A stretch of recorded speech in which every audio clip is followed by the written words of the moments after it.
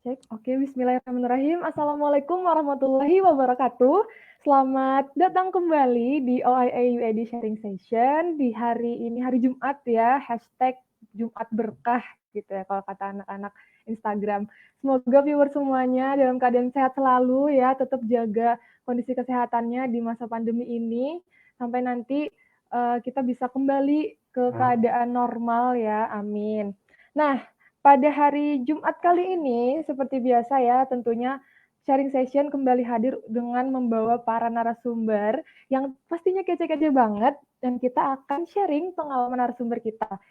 Nah, kalau di sebelum-sebelumnya ya, viewers bisa lihat, bisa dengerin gitu kalau biasanya Novi kasih info gitu ya, di UAD itu banyak banget program internasional gitu ya, ada joint degree, ada credit transfer system, ada AIMS, kemudian ada juga BIPA untuk mahasiswa asing, terus juga ada KKN internasional, ada alumni mengajar, ada banyak banget programnya yang bisa viewers lihat ya, kalau mau kepo-kepo gitu, bisa langsung lihat di medsosnya OIA, ada Instagram, ada Facebook, ada juga Twitter, kita juga punya YouTube loh. Jadi di sana nanti viewers bisa lihat nih keseruan ya para mahasiswa UAD yang menjalankan program internasional gitu. Username-nya sama semua, OIA UAD. Jadi langsung aja di-follow. Dan kami juga punya website di www.oiauad.ac.id. Nah, itu akan lebih detail lagi, terus berita-berita ya, di situ juga ada gitu. Jadi kalau mau baca-baca kepo-kepo langsung aja. Tapi habis ini, jadi kita join talk show dulu. Habis itu baru deh kita ke medsosnya KUI ya. Nah, salah satu dari program internasional yang akan kita bahas hari ini adalah magang, dan tema kita pada hari ini yaitu magang di luar negeri semakin mengasah skill dan memperluas network. Nah, gimana tuh viewers? Menarik ya, kok bisa sih magang di luar negeri tuh bisa gitu mengasah skill kita dan bisa memperluas jaringan kita juga gitu. Nah, itu akan kita cari tahu dengan narasumber kita pada siang hari ini. Oke. Nah, sambil menunggu nih viewers yang sudah bergabung, ada beberapa, boleh dikasih like dulu ya, boleh juga share sekarang ya. Novi tungguin, diklik itu ya opsi share-nya, bagikan langsung di Facebook, boleh di WhatsApp grup, boleh di story manapun juga boleh ya, biar kita makin seru di sini, makin banyak yang kumpul-kumpul gitu ya. Kumpul-kumpulnya virtual aja. Oke. Nah, seperti yang sudah viewers lihat nih di poster belakang saya ini, kelihatan nggak ya? Kelihatan sih. Ada 4 orang hari ini yang akan membagikan ceritanya ketika dulu magang di luar negeri ya. Nanti akan kita perkenalkan satu-satu. Oke. Sudah banyak yang bergabung? Masih menunggu ya, nggak apa-apa. Saya sabar menanti ya sampai semuanya ramai di sini ya, makin banyak viewersnya kita makin seru gitu. Nanti kalau viewers juga ada yang mau bertanya, bisa langsung type di kolom komentar ya, tanya-tanya apa aja boleh sama narasumber kita. Dan oh iya, karena sekarang ya sedang masa-masa P2K, program pengenalan kampus UAD, mungkin di sini di antara viewers ya ada adik-adik mahasiswa baru yang baru bergabung ya, welcome to OIA UAD ya. Di sini kalian akan mendapatkan gitu ya informasi-informasi teraktual ya, terakurat tentang udah kayak berita ya, tentang program-program internasional yang adik-adik mahasiswa baru bisa ikuti besok kalau sudah kuliah di UAD ya, resmi gitu kuliahnya. Kalau sekarang kan masih P2K ya, nggak apa-apa. Nah, jadi sekali lagi selamat datang untuk adik-adik, ajak juga teman-teman maba yang lain gitu ya, biar pada tahu, oh di UAD itu ada loh yang namanya OIA gitu. Apa sih OIA? Ya, habis ini ya kepo-kepo media sosialnya OIA UAD. Hari ini kita ikutan talk show dulu nih adik-adik dan viewer semuanya ya. Baiklah, tanpa banyak cang-cincong, cang-cincong itu apa? Coba ya. Langsung aja deh kita panggilin narasumber kita satu persatu. Yang pertama, ada Mbak Citra Engla Fasela. Kita munculkan dulu, Tara. Oh, sudah muncul. Halo, Mbak Citra. Halo, Assalamualaikum. salam kenal. Waalaikumsalam warahmatullahi wabarakatuh. Oke, agak kecil ya suara Mbak Citra. Mungkin bisa diperbaiki, sedikit ditambah volumenya biar semakin terdengar. Oh, ya. Oke. Assalamualaikum warahmatullahi wabarakatuh semua. Waalaikumsalam, Mbak Citra. Nah, Mbak Citra ini adalah mahasiswa dari, oke, agak ribet sedikit nggak apa-apa, kita tunggu.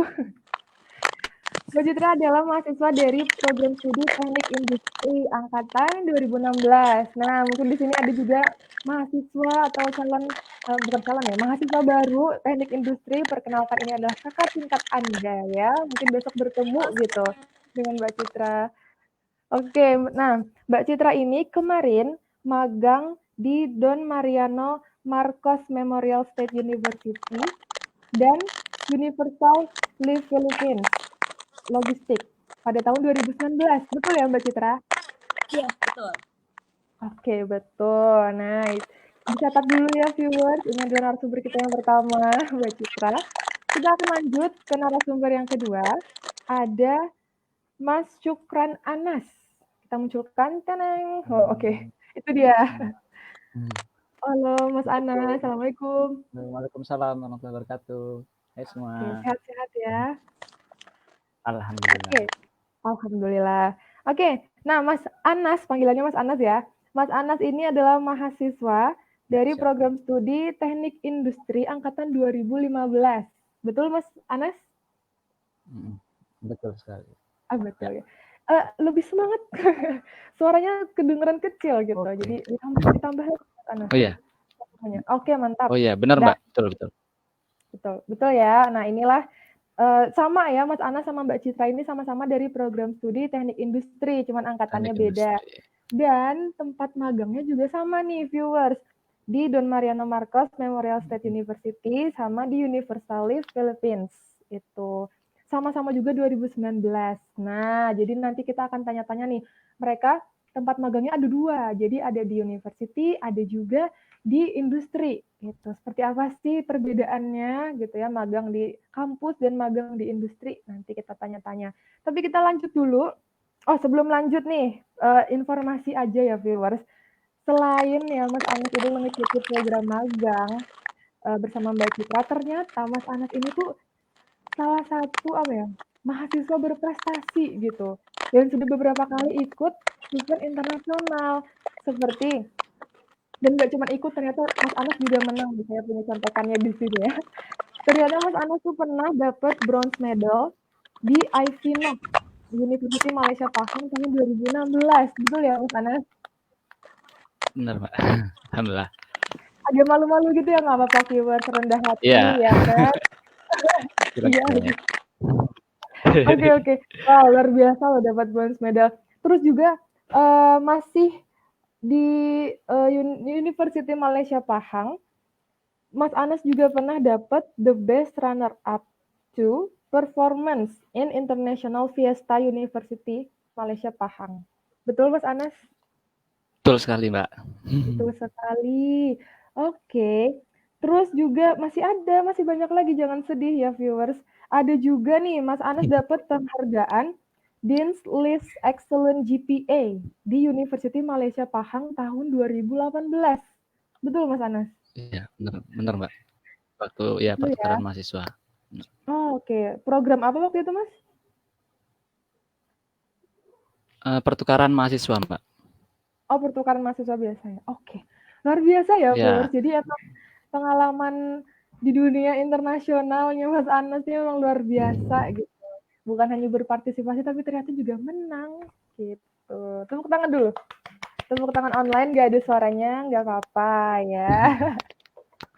Oke, kalau gitu kita lanjut dulu aja ya ke narasumber selanjutnya. Ada Mas Ginanjar Eko Widodo. Sebentar nih, saya cari-cari dulu ya biar saya munculkan. Tiring. Oke, Mas Ginanjar, Assalamualaikum.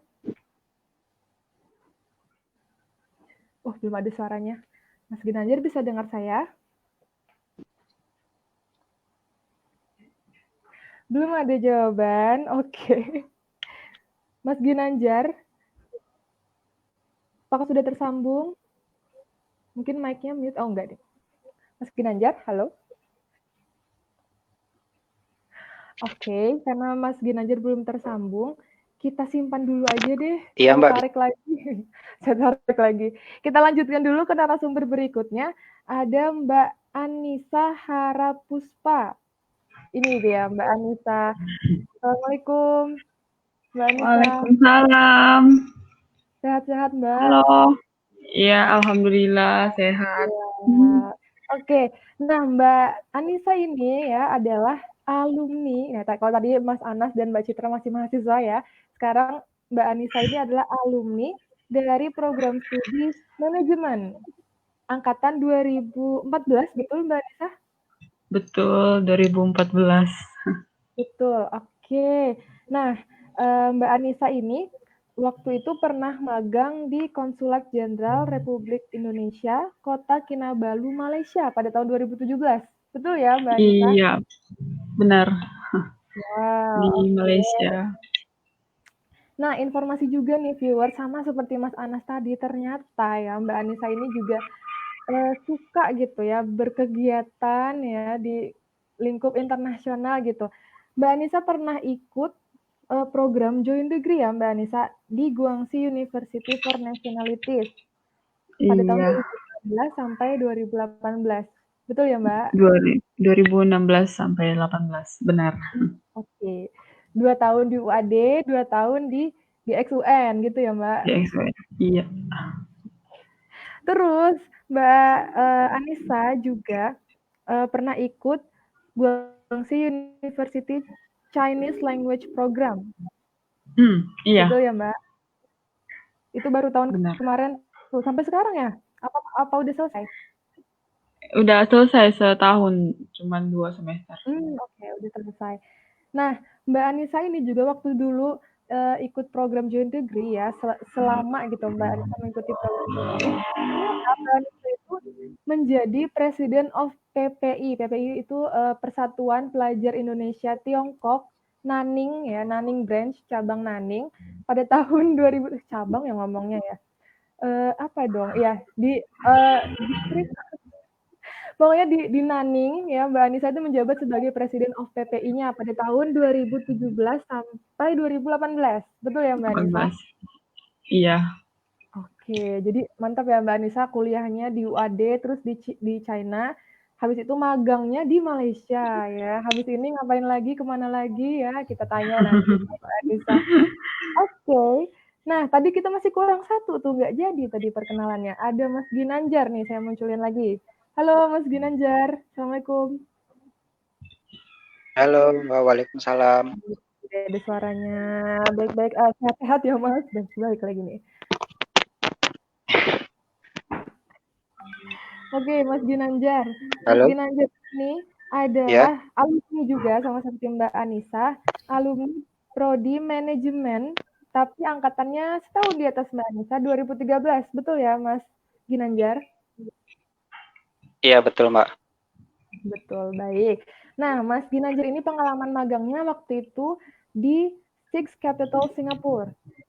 Betul ya Mas Ginanjar? Iya, betul. Nah, nanti viewers yang pengen tahu gitu, apaan sih tuh Six Capital Singapore itu apa gitu ya. Nanti akan kita tanya-tanya sama Mas Ginanjar.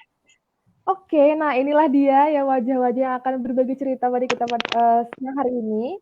Tapi kita akan istilahnya apa ya? Satu-satu gitu kita kasih kesempatan sama narasumber kita untuk sharing ya. Nah, kita langsung aja mulai nih dari pertanyaan pertama yang mengawali perbincangan kita pada siang hari ini. Gimana sih awalnya Mas dan Mbak, ini saya manggilnya Mas dan Mbak ya, tahu gitu kalau ada nih kesempatan untuk magang gitu. Boleh dari Mbak Citra dulu. Gimana Mbak waktu awalnya tahu ada kesempatan magang nih gitu. Dari mana? Ada yang ngasih tahu siapa? Iya. Silakan. Jadi ini kemarin itu kan ada kalau industri itu pasti ada di semester 6 itu kan kita kerja praktek di perusahaan. Nah, pas pencarian kerja praktek di perusahaan karena emang mungkin jalan Tuhan untuk kerja prakteknya di Filipina dimasukin ke semua perusahaan di Indonesia tuh pada ditolak. Jadi itu saya ya pribadi ampun. udah ngirim mungkin ke 20 perusahaan yang masukin lamaran Wow. kerja praktek itu Mm-mm. ditolak semua. Bener-bener kayak udah nggak ada harapan, kayak menyerah gitu. Udah Terus hopeless ya. pas udah di akhir waktu mepet kayak deadline yang udah pasrah, ya udah mungkin semester depan aja nih kerja prakteknya, ntar cari lagi. Mm-mm. Tiba-tiba ditelepon sama Kaprodi Teknik Industri, itu Ibu Utaminingsih. Nah, ibunya nawarin, Citra bisa ke prodi, terus kayak mungkin ada sesuatu, jadi Citra langsung ke prodi saat itu juga. Jadi langsung dari kosan ke prodi, terus ditawarin ada nih program Citipet. Program Citipet yang kerja praktek sekaligus exchange di Filipina. Nah, Citra pas saat itu karena benar-benar udah tidak ada perusahaan Indonesia yang menerima, terus dapat dari informasi ada Filipina kerja praktek, langsung bilang sama dosennya, iya Bu, Citra mau, dan hari itu juga langsung telepon orang tua dan siapin berkas semuanya. Emang alhamdulillah udah jalan Allah.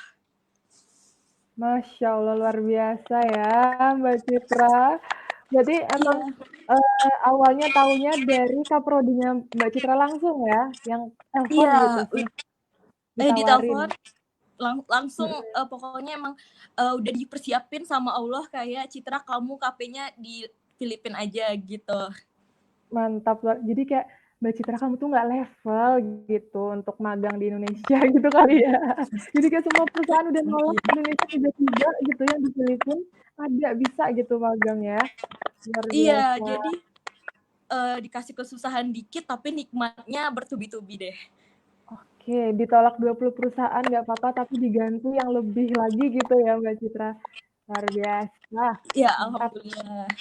Alhamdulillah. Oke. Nah, kalau Mas Anas nih, Mas Anas kan sama kayak Mbak Citra di tempat magangnya. Awal tahunya sama juga nggak kayak Mbak Citra? Iya, awalnya itu kan saya sudah mau apply sih di perusahaan di Jakarta, Toyota di Sunter itu udah jadi proposalnya, tapi belum saya kirim, Mbak. Jadi baru baru tercetak, siap kirim, minta tanda tangan dari dosen gitu. Ternyata ada info kalau ada magang di luar gitu. Ditawarin di awal, di mana Bu negaranya kira-kira gitu. Ya di ASEAN, mungkin kalau enggak Filipina, Thailand atau Vietnam dan lain-lain gitu. Ya saya sempat tertarik, tapi pinginnya di Indonesia sih awalnya. Tapi kata ibu dosen, ibu Kaprodi, tapi saya tawarkan juga ke mahasiswa lain, nanti bagaimananya nanti Anas bisa saya hubungi lagi gitu. Misalkan Anas yang dipilih atau siapa, kan ada kayak seleksi mungkin Mbak ya, saya nggak tahu. Nah, jadi saya menunggu info. Nah, beberapa saat ada info lagi, beberapa hari gitu. Ada info, Anas nanti magang di Filipina ya. Saya juga kaget, kira-kira perasaannya kayak gimana, sesuai nggak sama ekspektasi saya gitu kan Mbak. Yang awalnya pengen di otomotif di Toyota, terus belum tahu terus itu. Saya ikut dosen ya. Nah, terus alhamdulillah ya ibu terus membimbing, coba ikut ini dan saya melengkapi berkas ya alhamdulillah bisa di Filipina gitu Mbak. Ya mungkin yang terbaik Filipina ya, bukan di Indonesia untuk saya gitu. Berarti sama kayak Mbak Citra, emang udah ditakdirkannya magangnya di Filipina gitu ya Mas Anas. Padahal udah siap gitu ya, proposalnya tinggal ditangan gitu. Udah siap, udah jadi. Iya. Ibu Kaprodi memberi ditawarin kabar Kaprodi, iya. Tawaran. Oke, luar biasa. Oke, siap. Nah, kalau misalnya nih, itu kan Mas Anas dan Mbak Citra ya yang masih mahasiswa, Ibu Kaprodinya gitu yang menawarkan. Kalau misalnya Mbak Anissa, waktu itu tahu ada bisa kesempatan magang di KJRI Kota Kinabalu Malaysia tuh gimana awalnya Mbak? Kalau saya itu tuh awalnya cari-cari sendiri sih Mbak waktu itu, karena kita di Cina kayak 1 tahun sebelumnya itu berangkat, kita dikasih tahu sama kakak-kakak tingkat kalau tahun depan tuh bakalan magang, jadi kalian tuh harus siapin dari sekarang. Nah, ya udah deh saya cari-cari sendiri, terus nanya-nanya, ke kakak tingkat, kayak Mbak Intan, Mbak Putri, Mbak Kiki gitu-gitu. Dikasih tahu magangnya di sini bagus. Tapi dimanapun bagus asal nyambung sama fakultas. Kayak saya kan dari ekonomi, jadi nanti magangnya di bagian ekonomi. Nah, sudah dapat dari informasi dari kakak-kakak tingkat, nah saya konsul lagi ke Pak Rake sama Ibu dia. Kayak pembimbing-pembimbing juga udah kasih masukan-masukan. Nah, setelah semua terkumpul, saya nyari sendiri. Akhirnya mutusin ke Kemenlu. Pertamanya Kemenlu di China buat ngasah Mandarin sebenarnya tujuan lainnya buat meningkatkan bahasa Mandarin juga gitu kan selain magang. Iya, selain magang.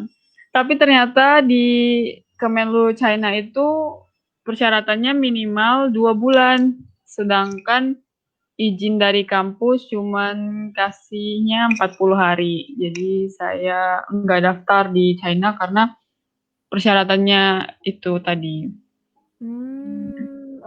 Terus setelah itu pikirnya ke Malaysia, tapi yang bikin enaknya itu saya bisa gampang berkas-berkasnya masuk ke kantor karena saya ketua PPIT waktu itu. Jadi tinggal ngomong aja ke anak PPI Malaysia.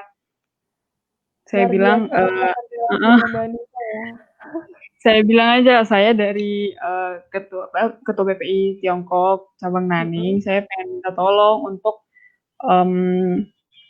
kementerian ada 3 tempat yang saya daftar waktu itu di Malaysia, ada KJRI Johor, Penang, sama Kota Kinabalu.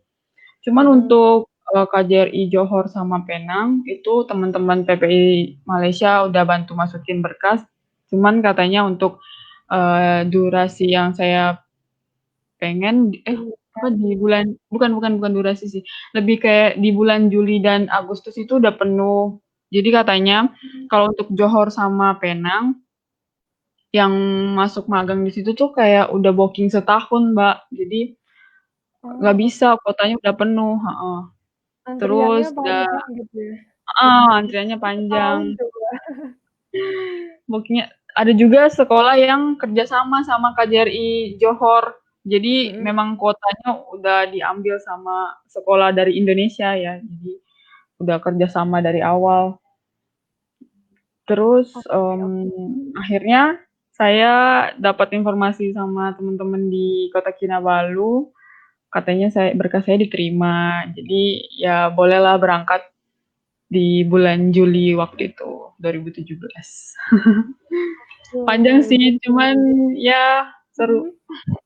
Seru ya. Berarti awalnya emang dari diri sendiri nyari-nyari gitu ya, Mbak Anissa? Iya. Kalau boleh tahu Mbak Anissa kalau lagi cari-cari istilahnya tempat tujuan magang gitu lewat apa gitu, Mbak? Waktu itu sebenarnya di awal sekali saya ketemu pengen ke kementerian itu karena sebelumnya saya pernah ngisi acara, bukan ngisi sih, bantu acara KJRI China, ngadain acara di Nanning. Waktu itu mereka bawa tim dari Indonesia buat kayak promosiin Indonesia, kayak barang-barang Indonesia, jualan-jualan kayak gitu. Cuman semuanya nggak ada yang bisa bahasa Mandarin. Jadi saya dapat info terus diminta buat bantuin translator. Ya udah saya bantuin, ternyata orang-orang semua itu dari KJRI kayak gitu katanya. Ya udah saya cari tahu deh KJRI itu apa gitu. Jadi semakin korek-korek dalam ternyata seru juga di Kementerian Luar Negeri. Jadi waktu cari-cari magang nembak Kemenlu dulu. Oke. Wah, luar biasa ya karena Mbak Anissa nih sebagai ketua PPI di Nanning gitu ya. Jadi dan aktif juga gitu di kegiatan di sana, jadinya banyak network gitu ya sesuai dengan tema kita. Jadi dia sampai tuh magangnya ke Malaysia gitu. Luar biasa. Oke. Nah, kalau Mas Ginanjar nih, Mas Ginanjar gimana awalnya kok bisa magang gitu? Nanti mungkin Mas Ginanjar boleh kasih pengenalan dulu. Six Capital Singapura itu apa sih gitu loh Mas? Monggo Mas Ginanjar.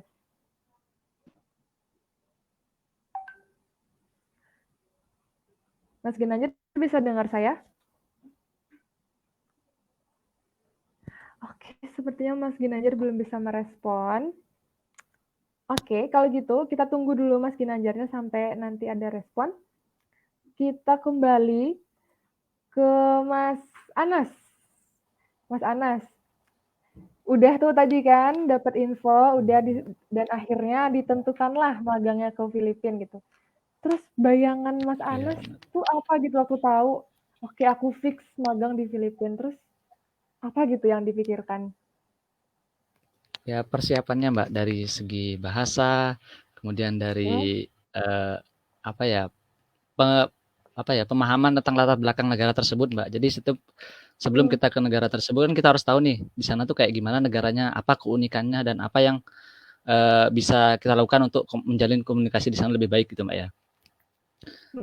Ya, jadi kita fokusnya ke persiapan dulu deh. Filipina kayak gimana? Seperti yang saya pelajarin kayak Filipina itu pernah dijajah berapa negara, saya tahu, saya pelajarin gitu.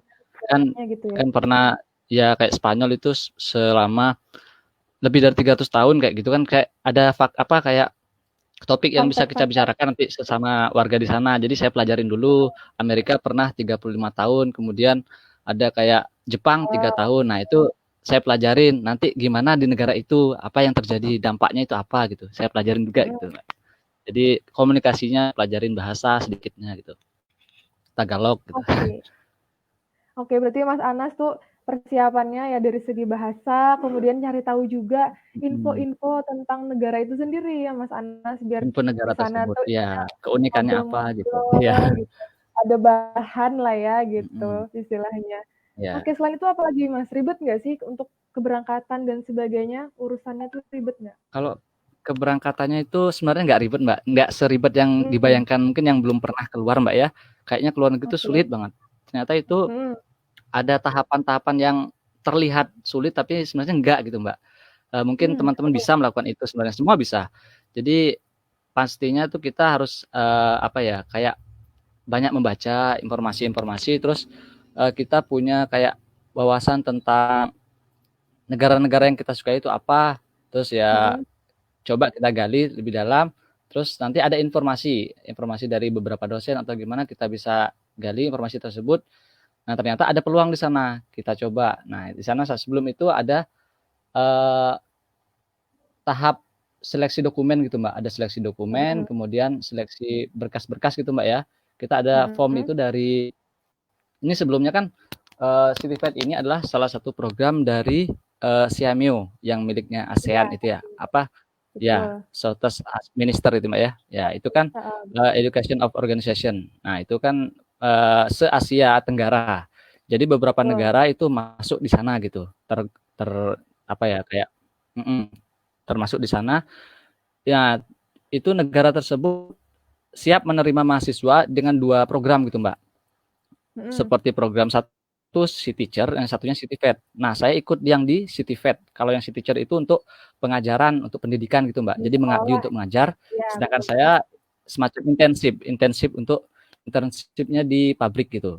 Nah, jadi tahapan pertama kita mau masuk di mana dulu ya. Kemudian setelah masuk nanti kita dibantu dosen, dan KUI juga membantu berkas-berkas apa saja yang diperlukan kayak paspor, kemudian form-form lainnya, kesehatan semua ya. Kemudian setelah itu kita lolos pemberkasan, nanti ada surat, ada pemberitahuan lagi, informasi untuk seleksi wawancara. Wawancaranya pun nggak seram yang dibayangkan gitu Mbak ya. Ternyata asik wawancaranya. Saya kebetulan wawancara itu ada uniknya nih. Saya itu pas datang, malamnya itu saya baru datang dari ikut summer camp di Beijing Mbak. Jadi paginya jam 8 saya harus sudah wawancara dengan salah satu profesor dari Filipina untuk kampusnya itu ya. Jadi pagi jam 8 sudah langsung wawancara. Jadi baru datang malam, pagi udah wawancara. Jadi bahannya belum siap, ternyata profesornya itu enak menyampaikan, kayak kita sama teman gitu ngobrol gitu, asik banget gitu Mbak, gak tegang amat. Nah, ya alhamdulillah lolos, cuman waktu itu belum diberitahu pabriknya, belum diberi apa ya, penjelasan Tempat pabriknya seperti magangnya. apa, kemungkinan di pabrik semen gitu awalnya Mbak. Oke. Itu informasi di awal ya. Ya alhamdulillah lolos dan saya siapkan ya berkas-berkas keberangkatan gitu Mbak. Oke, jadi memang dibilang ribet juga enggak gitu ya. Kalau kitanya bawa santai juga jadinya santai gitu ya Mas Anas ya. Tergantung kitanya gitu ya.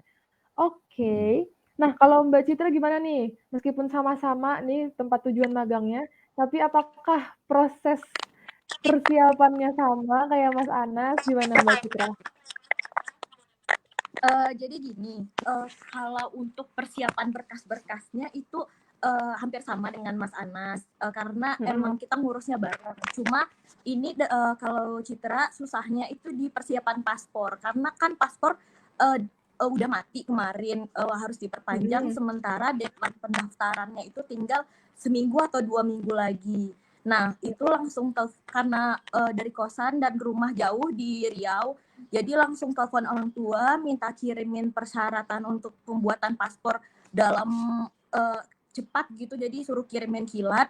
Nah, langsung cari kayak calo untuk bikin paspor yang bisa jadi 1 hari, supaya biar langsung terkejar pendaftarannya. Makanya benar-benar kayak udah usahain harus KP di Filipina. Oke, siap. Oke, terus akhirnya bisa ya Mbak 1 hari jadi paspor. Selain urusan administrasi, kalau tadi Mas Anas kan dia sampai kayak nyari-nyari tuh browsing-browsing, oh Filipina tuh sejarahnya gimana dan sebagainya. Kalau Mbak Citra sendiri gimana?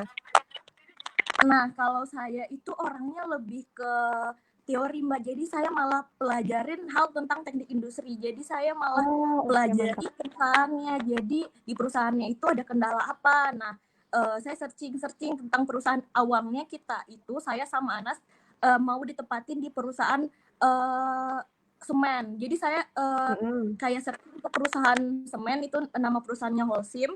Tapi udah sampai di Filipina ada kendala karena Holcim tidak menerima mahasiswa KP dari Indonesia. Dengan alasan tertentu, akhirnya kita berdua ditempatkan di ULPI, itu Universal Live Philippine Inc. Jadi hal yang saya pelajari tentang Holcim bisa kepake juga, karena sedikitnya hampir pabrik juga begitu kan, kayak masih sama lah gitu teorinya. Oke. Bagus juga nih Mbak Citra. Jadi persiapan di tempat magang yang dituju gitu ya, nyari tahu deh tuh, pelajari juga perusahaan kayak gimana. Wah, luar biasa. Ini tips ya viewers, tadi dari Mas Anas tuh juga tips juga gitu, kalau besok viewers ada yang magang juga ke luar negeri ya, bisa menyiapkannya tuh nggak cuma administrasi, tapi juga knowledge tentang negaranya ataupun tempat magangnya gitu, itu perlu kita cari tahu.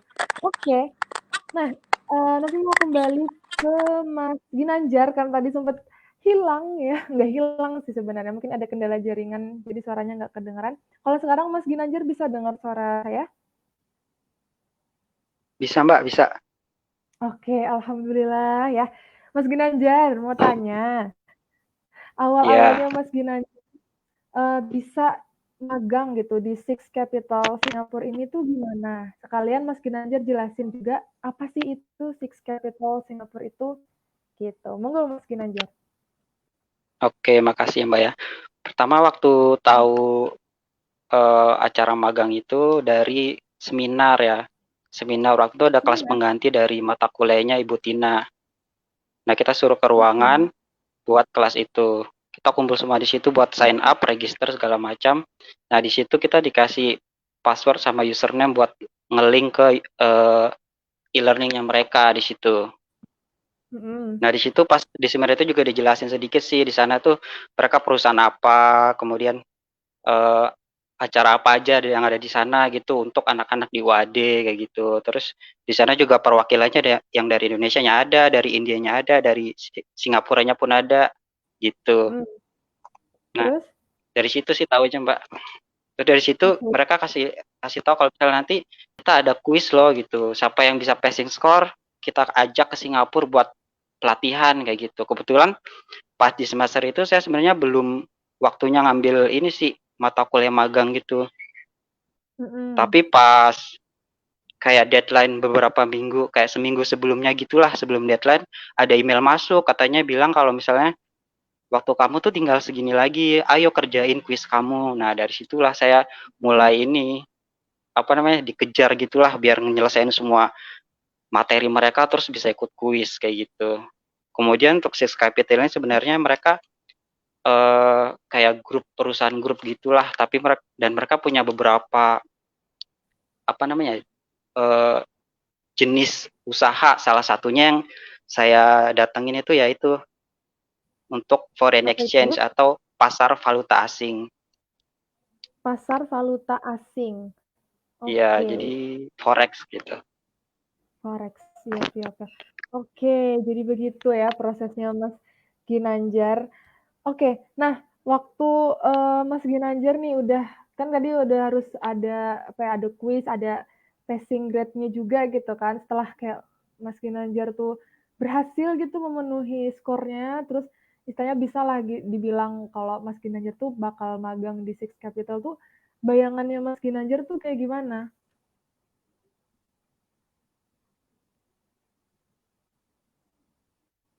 Mas Ginanjar?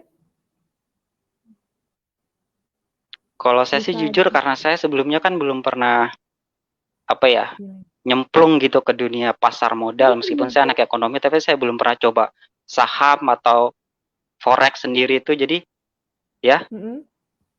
Iya, monggo lanjut. Halo? Iya. Iya Mbak, bisa dengar nggak Mbak? Bisa.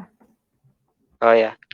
Ya jadi kalau misalnya untuk gambaran sendiri saya sebenarnya belum ada gambaran waktu itu karena saya belum pernah mengikuti gitulah, maksudnya terjun langsung ke pasar modal. Jadi untuk saham ataupun forex atau pasar modal lainnya saya belum pernah coba ikut-ikutan, jadi belum ada gambaran sama sekali kayak gimana kayak gitu Mbak.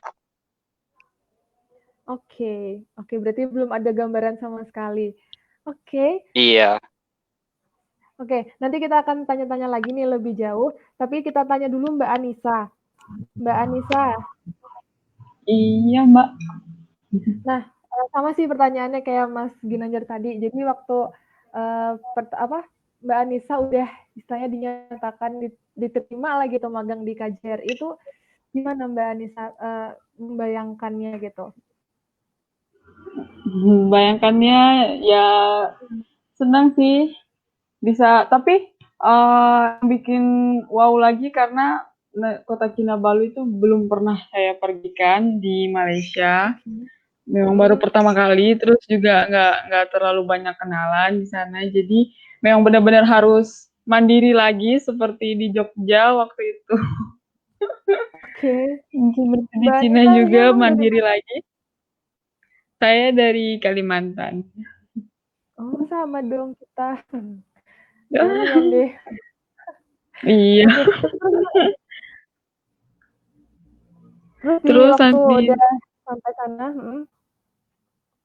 terus di sana ya mulai lagi cari tempat tinggal karena di Malaysia di sana di KJRI nggak dikasih fasilitas tempat tinggal sama kendaraan gitu, nggak dikasih. Memang benar-benar pribadi semua. Oh, oke.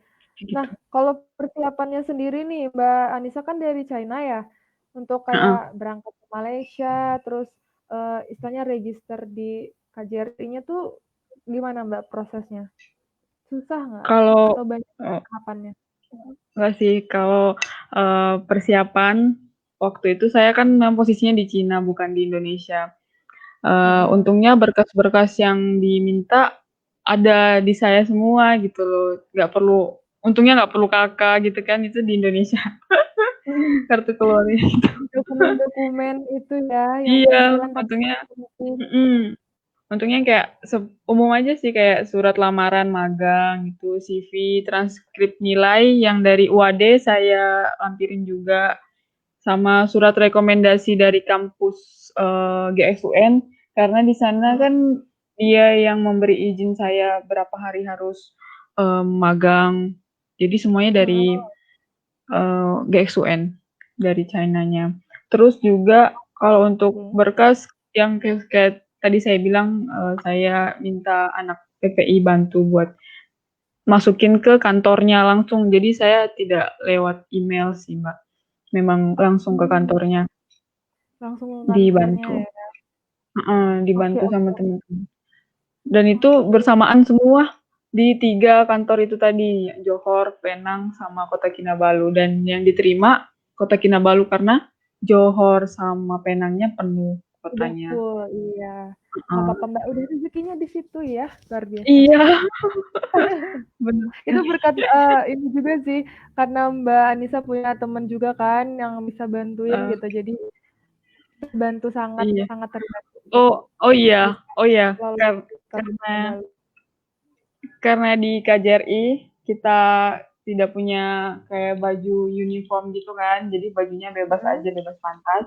Terus saran saya yang mau magang, bawa baju batik yang banyak. Bawa baju batik yang banyak karena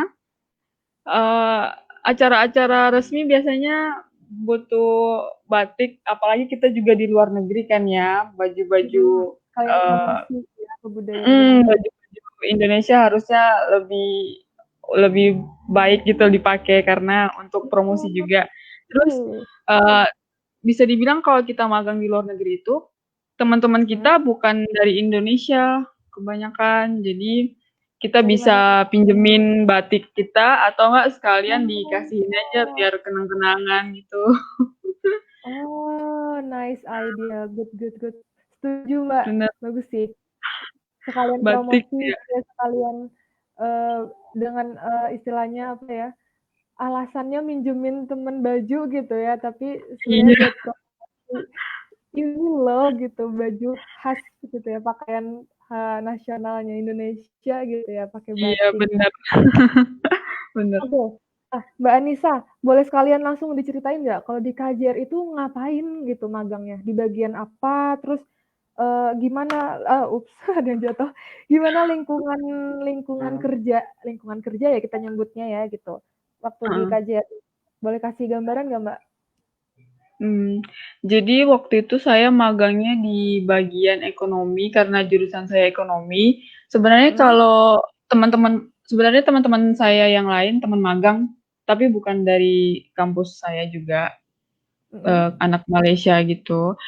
Mereka itu hubungan internasional jurusannya, bukan kayak saya dari ekonomi menjurus gitu kan. Nah, kalau dari anak-anak yang HI, mereka rolling, Mbak, rolling. Jadi 1 minggu di imigrasi, 1 minggu di bagian konsuler, 1 minggu di ekonomi kayak gitu. Tapi karena saya langsung fokus ke ekonomi, jadi saya ditempatin di ekonomi aja, tidak di rolling kayak gitu. Oh, oke. Terus waktu itu kebetulan karena sayanya di bulan Juli Agustus, jadi saya disuruh tinggal perpanjang sampai acara 17 Agustus kayak gitu sekalian, katanya tunggu acara 17 Agustus selesai baru kamu jalan katanya. Padahal saya udah selesai tanggal 14 Agustus. Itu disuruh. Minta dari KJRI-nya. Iya, KJRI-nya minta ya udah sekalian aja tunggu sampai 17 Agustus. Ya udah, dan 17 Agustus itu benar-benar acara yang bikin apa ya? Kayak bikin jiwa-jiwa organisasi itu betul-betul benar-benar terpakai lah di situ. Wah, apa tuh gimana tuh, Mbak? Kayak kerjasama tim, terus apalagi acara kemarin itu ngundang pengusaha-pengusaha dari Indonesia, dari berbagai kota di Indonesia, didatangkan ke Malaysia. Jadi semua tanggungan KJRI dan kebetulan kita juga hanya panitia disuruh ngurus ya semuanya. Pokoknya benar-benar kayak organisasi, tapi ini real yang benar-benar wah menantang banget gitu ya. Menantang banget gitu. Apalagi pas jemput-jemput teman-teman dari Indonesia itu sampai begadang karena kan kita kan nggak tahu tiket mereka dari Indonesia jam berapa. Semuanya pure mereka yang tentuin mau tiket jam berapa dong gitu kan. Nah, kita harus standby di bandara, jemputin mereka, terus dibawa ke apartemen yang mereka booking kayak gitu kan. Ada yang sampai booking jauh banget dari kementerian gitu. Oh my God, kayak gitu. Tapi harus Pokoknya bener-bener jemput dan nganter ya. bener-bener wah banget. Tapi yang paling berkesan tuh apa ya? Ada yang booking hotel mungkin karena beliau nggak tahu atau mungkin karena cari anggaran budget gitu kan lebih murah. Dia dapatnya hotel yang orang Cina punya kayak gitu. Jadi nggak bisa bahasa Mandarin doinya. Jadi untungnya saya bisa bantu dia komunikasi dengan pemilik hotelnya kayak gitu-gitu. Untungnya jadi kayak Mandarin aku terpakai juga di Malai kayak gitu. Iya, oke. Oke, jadi Gitu. sampai Ngebantu. apa ya istilahnya, sampai urusan hospitality, tamu-tamunya keliling itu juga Mbak Anissa juga ini ya, saya melakukan itu gitu.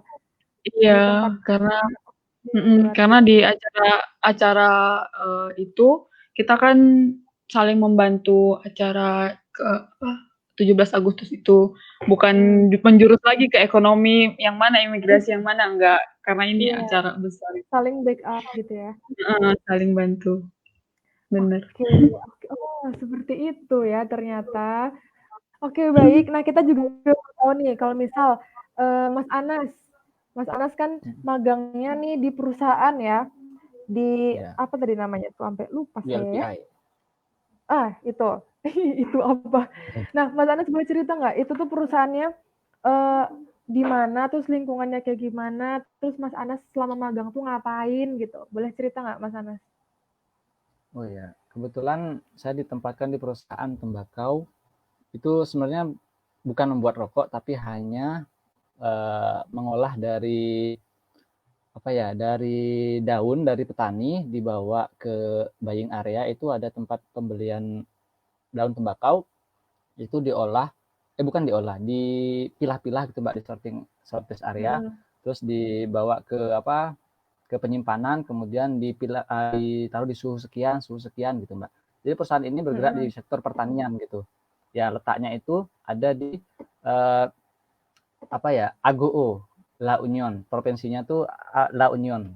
Kalau orang Filipina tuh nyebutnya La Union gitu ya. La Union. Kalau di Filipina ya sedikit ada logatnya itu ada agak sedikit berbeda. Kalau dia berbicara bahasa Inggris itu banyak hal yang kita anggap baru gitu ya. La Union, saya pertanyaan kaget, La Union itu provinsi di sana. Ya, pronunciation-nya agak sedikit berbeda. Nah, itu dah tempatnya di AGOO La Union, itu di Filipina bagian utara. Jadi sana sedikit kayak agak di desa, tapi ini jalan rayanya, tapi agak pemandangannya tuh masih pedesaan gitu Mbak. Tapi jalan utama di highway nasional Norte ya. Di itu dah. Nah, itu perusahaannya itu bukan hanya ada di Filipina, tapi pusatnya itu kalau tidak salah itu ada di Amerika atau di mana ya, Amerika kalau salah. Jadi punya cabang-cabang. Ini kan multinasional ya. Jadi perusahaannya itu di Indonesia, di Filipina itu ada banyak. Jadi di daerah utara, selatan itu ada hampir sekitar 4 atau 5 gitu Mbak. Ya, perusahaan. Dan perusahaan ini menjalin kerjasama dengan Indonesia juga. Ketika saya magang di sana tuh banyak bincang-bincang dengan para petingginya, mungkin ya katakanlah petingginya itu pernah mengatakan saya pernah di Indonesia, saya ngirim ini seperti itu. Jadi banyak hubungan Indonesia khususnya di daerah Jember dan Surabaya. Ya. Jadi ya perusahaan ini saya di sana kan magang selama 1 bulan. Jadi 1 minggu pertama itu masih di kampus karena ada bimbang lah, katakan mau taruh di mana nih perusahaannya. Kan awalnya di pabrik semen Holcim. Ternyata sampai sana belum diterima gitu. Jadi kita nunggu sambil ikut perkuliahan di kampus di DMMMSU itu ya. Don Mariano Marcos Memorial State University. Nah itu. Kita itu ada 3 kampus. Kita itu sering dibawa kemana-mana Mbak. Jadi 3 kampus itu hampir semua kita kunjungi. Jaraknya sekitar 1 jam gitu ya. Nanti saya ditempatkan awal di selatan.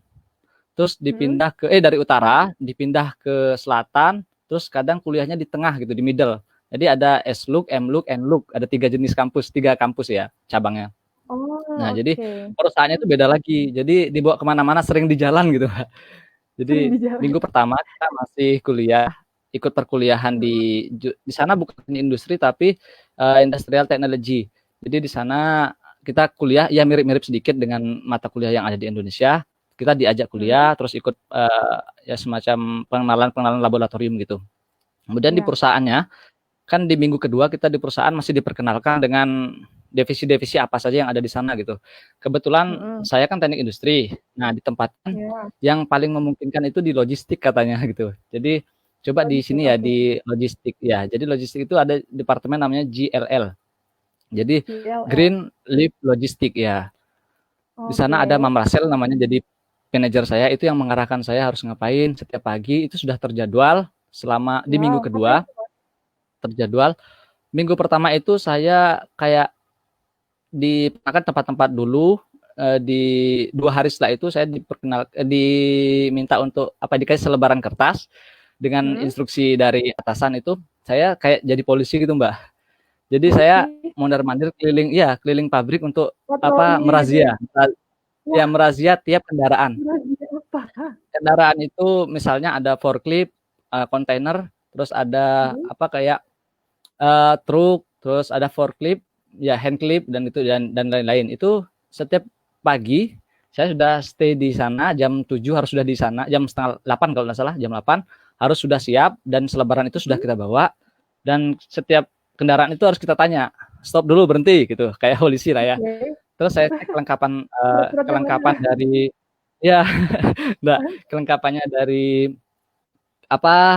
lampunya atau dari jarak kayak seluruhan dari forklift itu apa kekurangannya, ada kerusakan atau ada kendala tidak hanya kendaraannya tapi dari si pengendara tersebut.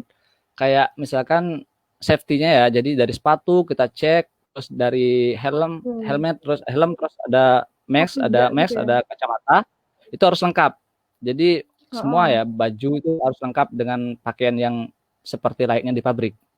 Nah, kalau ada kekurangan, saya langsung centang di selebaran ya laporan saya yang akan reportnya itu dibawa ke divisinya di GLL itu ya. Saya laporkan ke Mbak Cita sering di dalam di kantor. Kalau saya sering agak di luar sih, di lapangan gitu. Nah, jadi saya laporan itu saya kumpul di kantor. Kemudian saya lihat seperti apa, nanti harus diganti kah, harus nanti kebijakan dari atasan gitu Mbak. Selain itu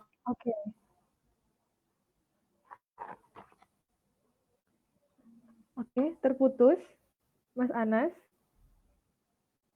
Oke, Mbak Citra boleh melengkapi nggak, Mbak Citra?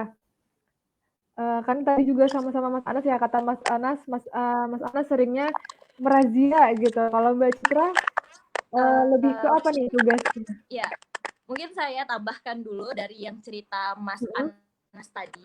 Jadi kita ditempatkan di DIMSU, yaitu Don Mariano Marcos Memorial State University. Nah, dari perjalanan Manila ke La Union itu membutuhkan waktu 12 jam dan kita alhamdulillah dapat transport dari DIMSU-nya, jadi dijemput ke bandara. Terus langsung dibawa ke hostel atau penginapan. Nah, karena sudah dibilang kan tadi sama Mas Anas kalau kampusnya itu ada 3, yaitu North, Mid, sama South. Nah, karena awalnya kita diancang-ancang untuk KP di Semen, nah kita diletakkan di North kampus. Nah, besok harinya kita mengikuti acara pembukaan untuk CityPad karena si teacher yaitu sudah datang dari 1 minggu yang lalu. Jadi kita dikumpulkan untuk upacara penerimaan CityPad. Nah, setelah upacara kita diajak untuk keliling-keliling kampus kayak orientasi ospeknya gitu. Jadi 1 harian kita keliling kampus, kita belajar juga kenalan dengan murid-murid yang di sana. Terus kita dibawa ke laboratorium. Nah, tadi juga sudah disampaikan oleh Mas Anas kalau tidak ada teknik industri di sana. Jadi kita masuk dan mengikuti kelas di teknologi pangan. Nah, setelah itu, setelah pengenalan fakultas, itu kita ada kayak English proficiency. Jadi kita khusus bahasa Inggris di sana dilatih bareng-bareng rame-rame sama anak CityPad dan CityTeacher, itu kita diajarin berbahasa Inggris agar lebih baik lagi. Jadi selain kita dapat program magang, selain kita dapat program exchange, kita juga dapat English Proficiency. Ini benar-benar CityPad buat adik-adik yang mau ikut, kayak saya saranin banget, harus banget ikut karena benar-benar manfaatnya itu banyak sekali. Nah,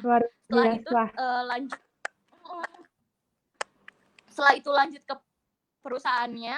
Nah, di perusahaannya saya sudah dijelaskan oleh Mas Anas. Saya lebih ke dalam ruangan. Itu saya cuma mengetik barang-barang dari perusahaan. Jadi misalnya tembakau di tempat ini itu saya ketikkan. Jadi kayak lebih ke ngetik sebenarnya. Jadi kalau yang untuk teknis di perusahaan itu lebih ke Mas Anas karena laki-laki begitu. Terus acara ini juga kita tuh dapat tour gratis keliling La Union. Nah, awalnya itu perjanjiannya turnya cuma 1 hari, tapi pemerintah dari La Union mengetahui kalau ada anak CityPad dan CityTeacher dari Indonesia yang datang. Terus kita di-endorse lagi untuk tours. Jadi kita toursnya jadi 2 hari full seharian. Ih, seru ya. Iya, seru banget. Pokoknya nih kalau adik-adik yang nonton itu harus banget ikut program CityPad. Nyesel kalau nggak ikut karena benar-benar benefitnya itu kayak banyak banget. Tolong dicatat ya adik-adik. Tolong ditiru, ini kakak tingkatnya luar biasa loh, udah kasih tahu kalau ternyata nggak cuma bisa magang, tapi benar-benar bisa nambah pengalaman sampai tur juga gitu di sana.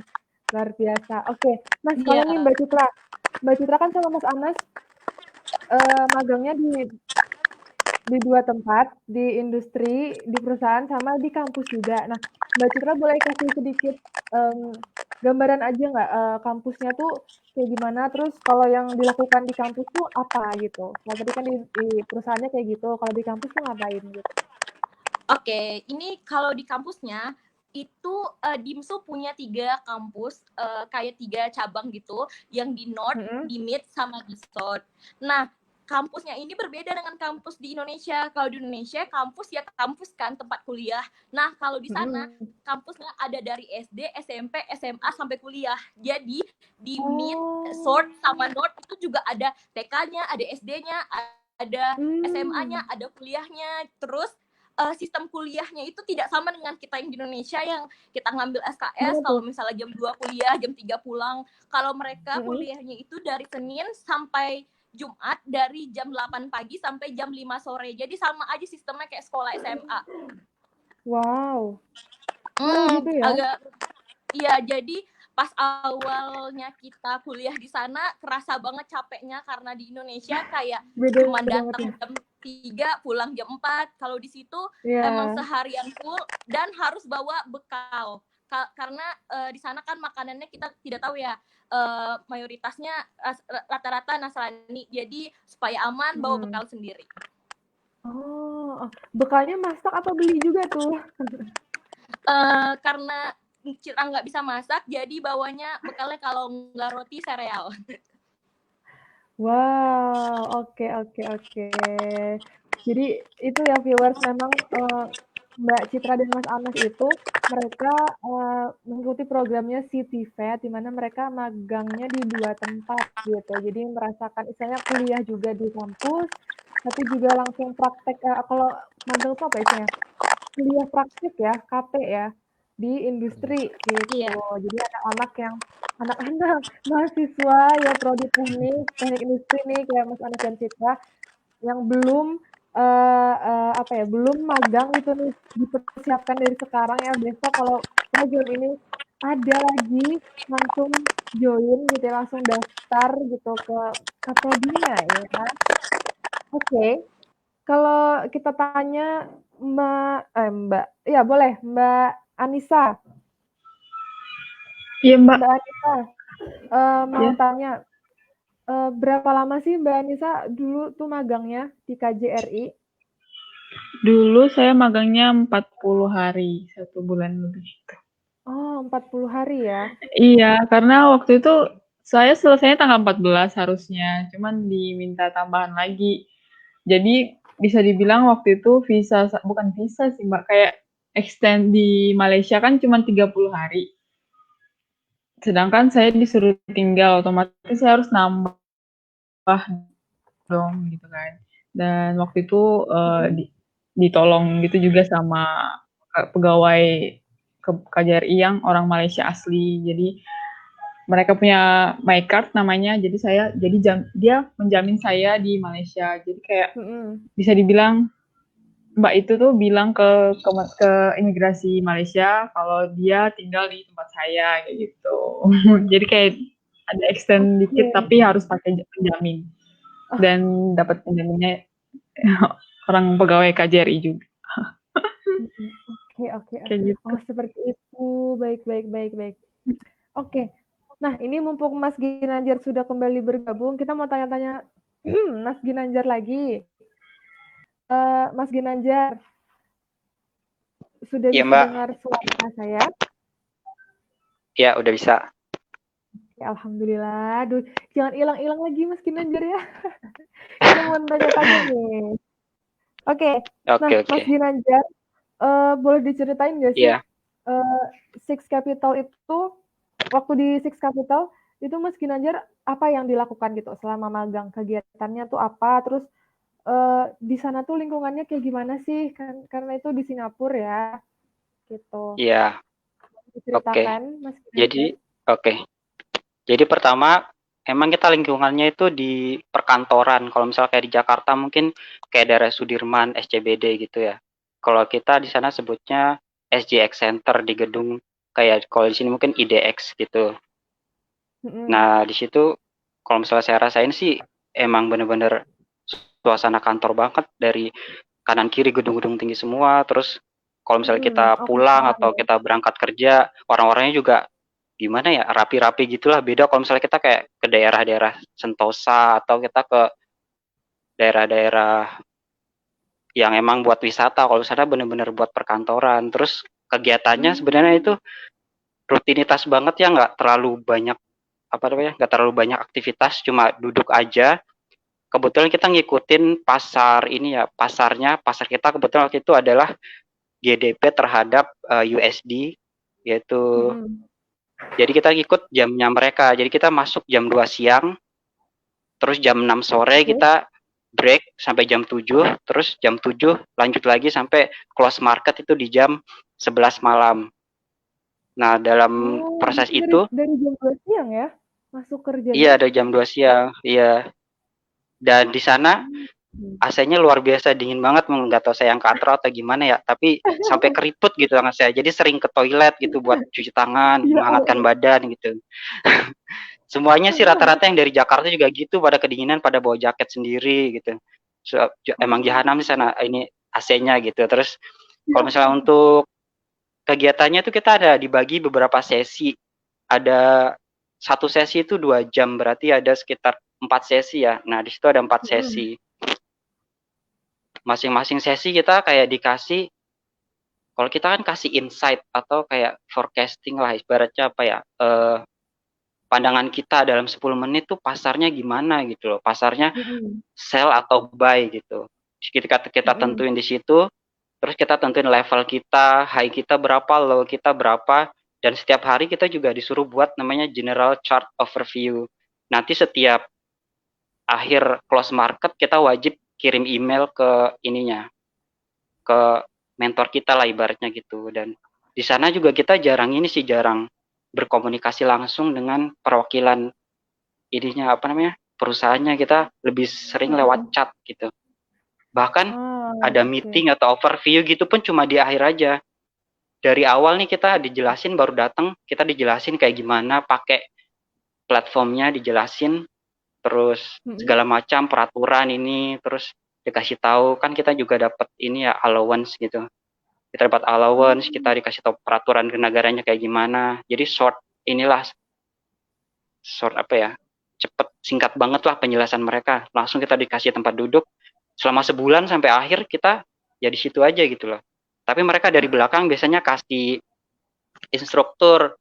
Kan di depan kita ada giant screen ya, di situ jelas lah kayak pasarnya gimana, terus ada berita juga. Kadang mereka suka kasih tahu ini Inggris lagi ada ini nih, ada keputusan kayak kemarin lagi ada Brexit gitu, nanti dijelasin ini bakal ngaruhin ini gini kayak gitu. Wow, Kayak gitu sih, oke. Mbak. Oke, wah jadi ini tadi Mas Ginanjar jelasin tuh kayak emang kayaknya anak-anak ekonomi doang gitu yang paham ya. Tapi nangkep sih kerjanya memang memantau apa ya pasar saham gitu ya. Valuta asing sih Mbak, bukan Valuta saham. asing ya? Beda. Valuta Iya, asing, oke. iya. Oke, nah selama magang ya Mas Ginanjar, ada berapa lama sih Mas Ginanjar magangnya kok menjadi magang sih? Jam makan siang udah lewat ini. Di sana 1 bulan sih Mbak, 30 hari. Oke, 1 bulan. Nah selama 1 bulan nih Mas Ginanjar magang, ada kendala gitu atau kayak sesuatu yang, oh kayaknya susah nih gitu, ada nggak Mas?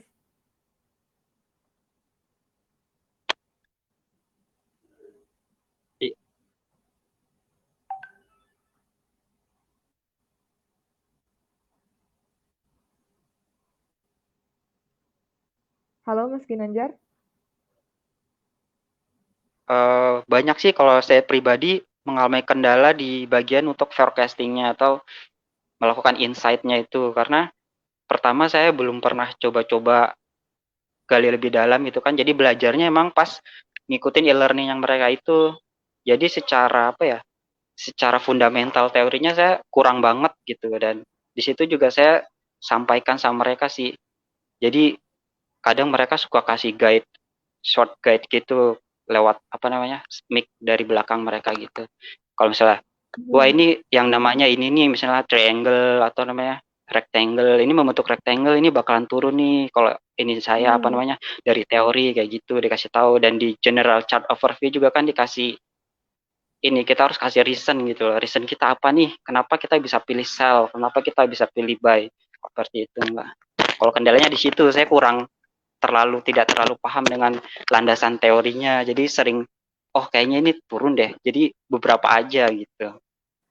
Oh, oke. Tapi akhirnya gimana tuh Mas Ginanjar mengatasi kendala-kendala itu? Kendalanya kita ini sih sama teman-teman yang dari Jogja kan mereka juga pertama kali tuh di pasar valuta asing. Jadi kita sering bahas nih misalnya, oh tadi kayaknya muncul deh yang di teori kemarin yang ini. Jadi kita tuker ini aja, tuker informasi teori yang kita dapat, yang kita kan sebenarnya ada banyak teorinya. Jadi kita tuker ini, tuker tambah aja lah gitu, barteran. Ilmu yang mereka dapat apa, yang saya dapat apa, jadi kita saling melengkapi. Enggak sih kalau saya baca itu kayak begini gitu. Jadi kita atasinya dari situ. Oke, jadi sharing ya. Jadinya Iya, bisa sharing. menambah insight juga gitu. Oke, nah kalau Mbak Anissa, waktu di KJRI Mbak Anissa, ada kendala nggak sih selama menjalani proses magang, terus mengatasinya, handle-nya gimana gitu? Kalau saya sih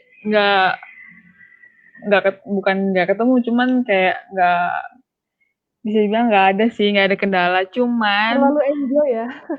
Iya, cuman sarannya jangan terlalu tertutup nanti. Kalau misalnya ada teman-teman yang pengen ya, jangan terlalu tertutup sama lingkungan. Terus cari teman yang banyak, pokoknya cari teman sebanyak-banyaknya, entah itu udah tua atau masih muda, pokoknya semua harus dijadiin teman kayak gitu. Karena memang di sini tempatnya, di sini kesempatannya buat cari semua informasi itu gitu loh.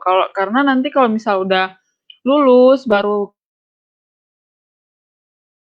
kayak pengen nanya-nanya, ini gimana sih nanti di kerja itu kayak gimana sih? Nah, itu tuh kayak berasa kayak kamu pengen ini kan lamar pekerjaan kan di situ. Nah, itu kan kayak nggak terlalu enak gitu dengernya. Tapi karena memang lagi magang, pokoknya kesempatan itu jangan disia-siakan, harus cari tahu gimana sih cara bisa kerja di KJRI. Pokoknya itu tuh bener-bener cari informasi sedalam-dalamnya lah gitu, saran. Oke. Berarti apa namanya, dari Mbak Anissa sendiri nggak ada kayak masalah yang berarti gitu ya, cuman repot-repot aja gitu di KJRI ya? Iya. repot-repot Dan tadi biasa. saran juga dari Mbak Anissa ya viewers, kalau kesempatan magang itu adalah kesempatan kita untuk mencari teman sebanyak-banyaknya gitu. Kita bentuk relasi kita dengan teman-teman yang berasal dari luar negeri gitu. Oke, Iya. terima kasih. Oh, Mbak Anissa masih ada. Oke, terima kasih Mbak Anissa. Nanti kita lanjut lagi. Sekarang kita mau tanya Mas Anas nih. Mas Anas, sekalian ada pertanyaan di kolom komentar nih, ada pertanyaan dari Ara Kunantin. Katanya, mau nanya sama Mas Anas, pas wawancara sama profesornya itu bahasa apa? Inggris, Indonesia, atau Philippines gitu. Sekalian Mas Anas sharing juga ada kendala nggak selama di sana. Silakan Mas Anas. Ya, terima kasih. Tadi siapa namanya yang nanya? Ya itulah ya yang nanya. Ara Kunantin. Ara. Ya, Yes. Ara. Jadi ketika saya wawancara itu kita full English ya. Jadi bahasa Inggris, bukan bahasa Tagalog, bukan bahasa lainnya. Ya, pastinya bahasa Inggris karena itu bahasa formalnya ya. Jadi kita menggunakan bahasa Inggris untuk wawancaranya itu, interviewnya dengan Profesor Farlan tersebut. Ya, itu jawabannya. Kemudian tadi untuk apa? Kayak kendalanya ya. Gimana? Kalau kendalanya itu sebenarnya nggak terlalu banyak kendala, cuman ada beberapa kendala yang mungkin setiap orang kan punya kendala. Menurut saya ini sedikit kendala, yaitu di faktor makanan, Mbak. Ya, jadi di makanan apa tuh? Kenapa itu, tuh makanannya? Halal food maksudnya halal food gitu loh. Kesulitan mencari halal food karena saya ada di daerah Filipina Utara. Jadi itu mayoritas kan Katolik. Jadi kendalanya itu ketika di pabrik, ketika di perusahaan, di kampus saya kesulitan mencari makanan yang ada label halal gitu ya dari pemerintah setempat. Dan itu sangat sulit ditemui. Nah, ya itu dari makanan sehingga saya kadang harus menahan lapar sampai di tempat di kayak kos gitu di apartemen kan di resort kita kan di resort taruhnya. Ya itu baru makan lagi gitu. Kadang makan beli nasi putih sama cemilan apa gitu Mbak. Jadi saya takut gitu kan. Memang setelah saya tanya makanan itu hampir semua yang mengandung itulah Mbak, yang kurang halal ya, nggak halal. Nah jadi itu kendalanya satu. Kemudian tempat ibadah juga, ya tempat ibadah kayak di perusahaan itu kan mereka sebenarnya toleransinya tinggi. Cuman mereka nggak paham apa yang harus disediakan, seperti apa ibadahnya orang Muslim mereka kurang paham. Jadi kadang kita yang Mbak saya izin untuk mau ibadah gitu kan, kadang kita diberi waktu kayak sholat Jumat kemarin itu malah mereka bingung, masjid daerah sendiri pun mereka nggak tahu gitu Mbak.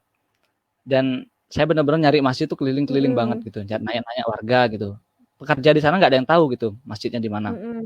Emang benar-benar terpencil, masjidnya tuh jauh banget dari perusahaan. Ya itulah salah satu kendala. Ya banyak cerita unik sih di balik itu Mbak. Jadi kayak ya kesulitan itu, tapi saya bawa enjoy aja Mbak. Ya karena ceritain ya.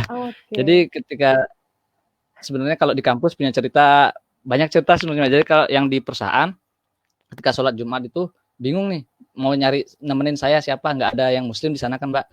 Jadi di perusahaan itu nggak ada Muslimnya. Saya dicariin nih temen kayak kita ada kendaraan tricycle tuh roda 3 gitu. Tricycle yang kayak becak tapi di samping gitu Mbak. Ya kendaraan khas Filipina, tricycle jeepney gitu. Nah itu di pabrik tuh sudah tersedia. Nah mereka bingung siapa yang mau nganter nih ke masjid, nggak ada yang tahu gitu Mbak. Terus mereka nelpon temennya dari luar gitu, dijemput saya, terus diantar ke masjid dan itu nanya warga juga. Sampai sana teman saya ini teman kayak pengawal saya ya, kayak teman yang menemani ke masjid gitulah.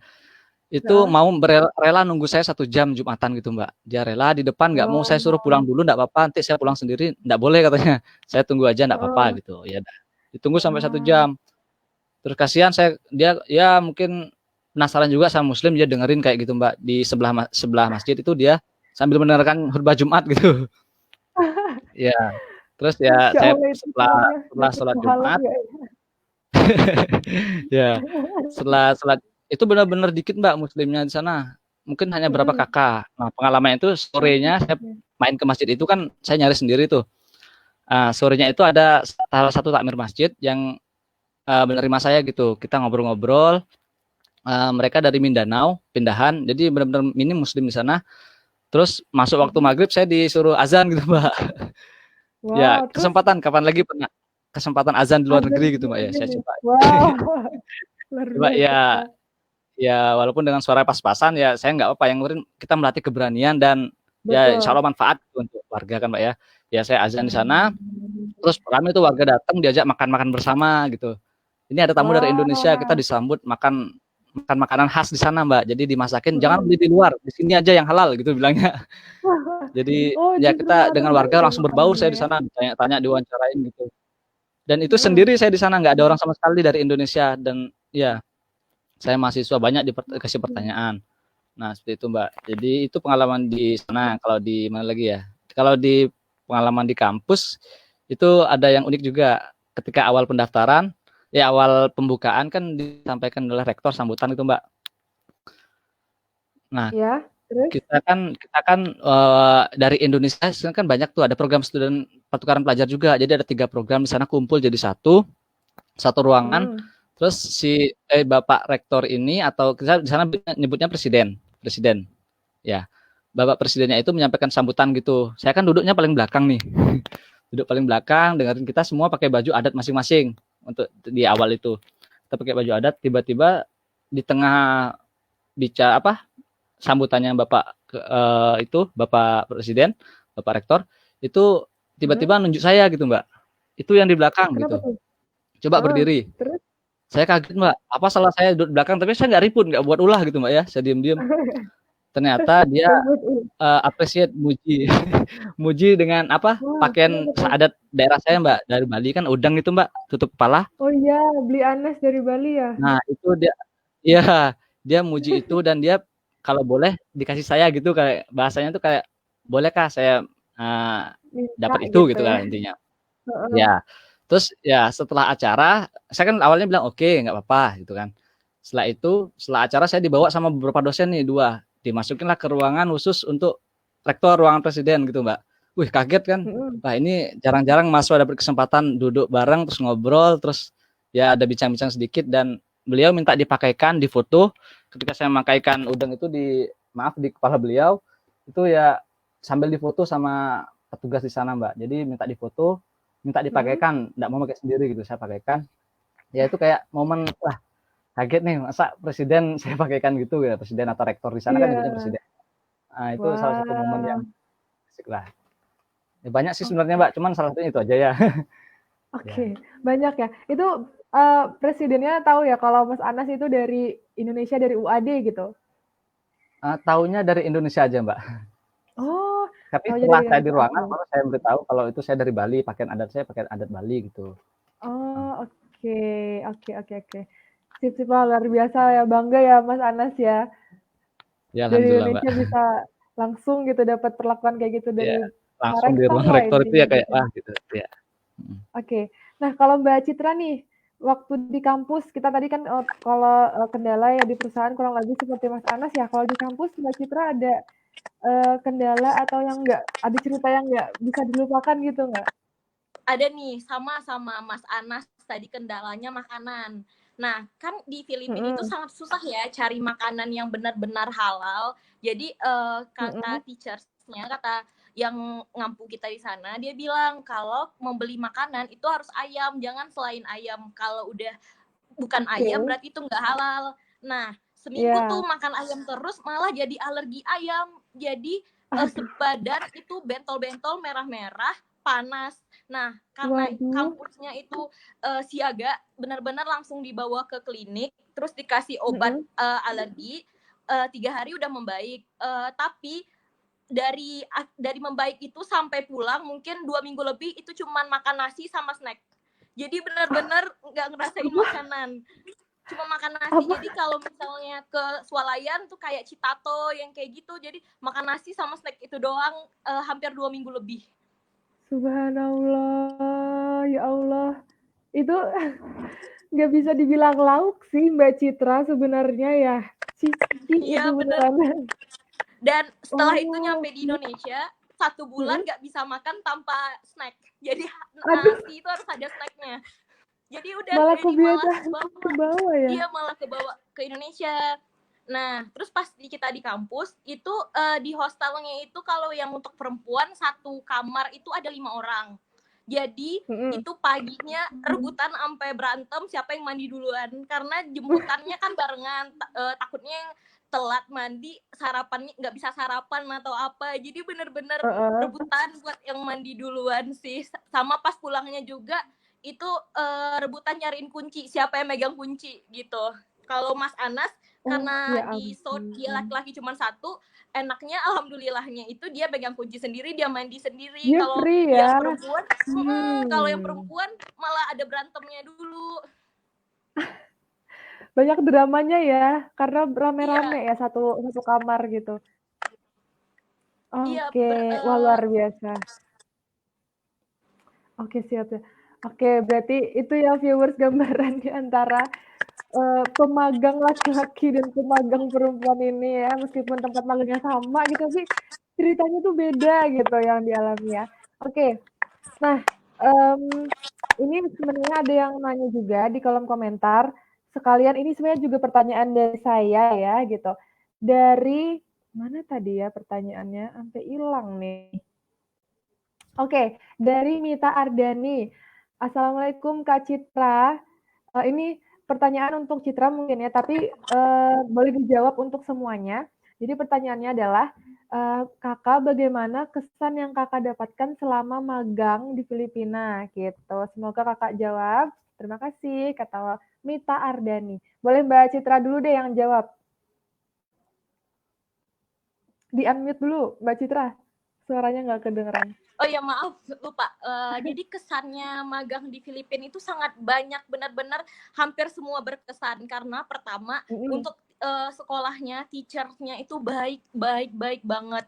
Kayak benar-benar kalau kita chat jam 2 pagi aja dibalas sedetik itu juga.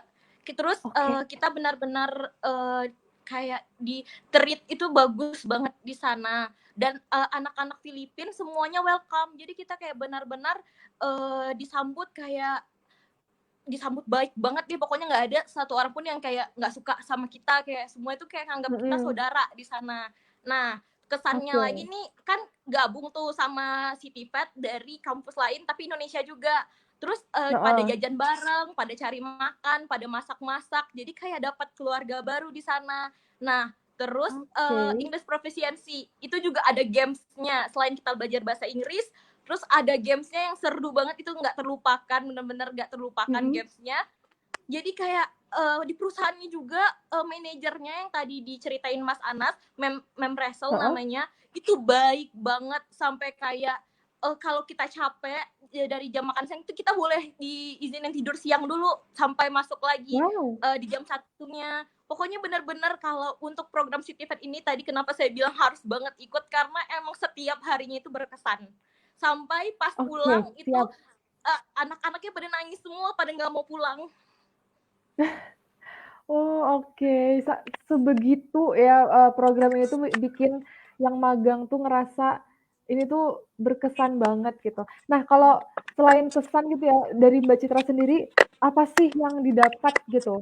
Entah malah ada merubah pola pikir tentang Filipina atau gimana? Atau mungkin ada skill dari Mbak Citra yang terkembangkan gitu, terdevelop setelah ikut program magang ini? Ada banget. Jadi saya kan kuliahnya di teknik industri. Jadi di teknik industri itu biasanya ada mata kuliah pilihan. Itu ada ergonomi, ada produksinya, sama ada manajemennya. Nah, saya itu dari semester 5 udah ngambil ergonomi. Jadi untuk yang sistem produksi itu hanya sedikit tahu tapi tidak paham. Nah, setelah terjun langsung ke perusahaannya, jadi benar-benar paham tentang logistik, tentang source, tentang gimana sistem pengolahannya. Sampai sekarang saya coba bikin bisnis kecil-kecilan itu belajar dari Filipina.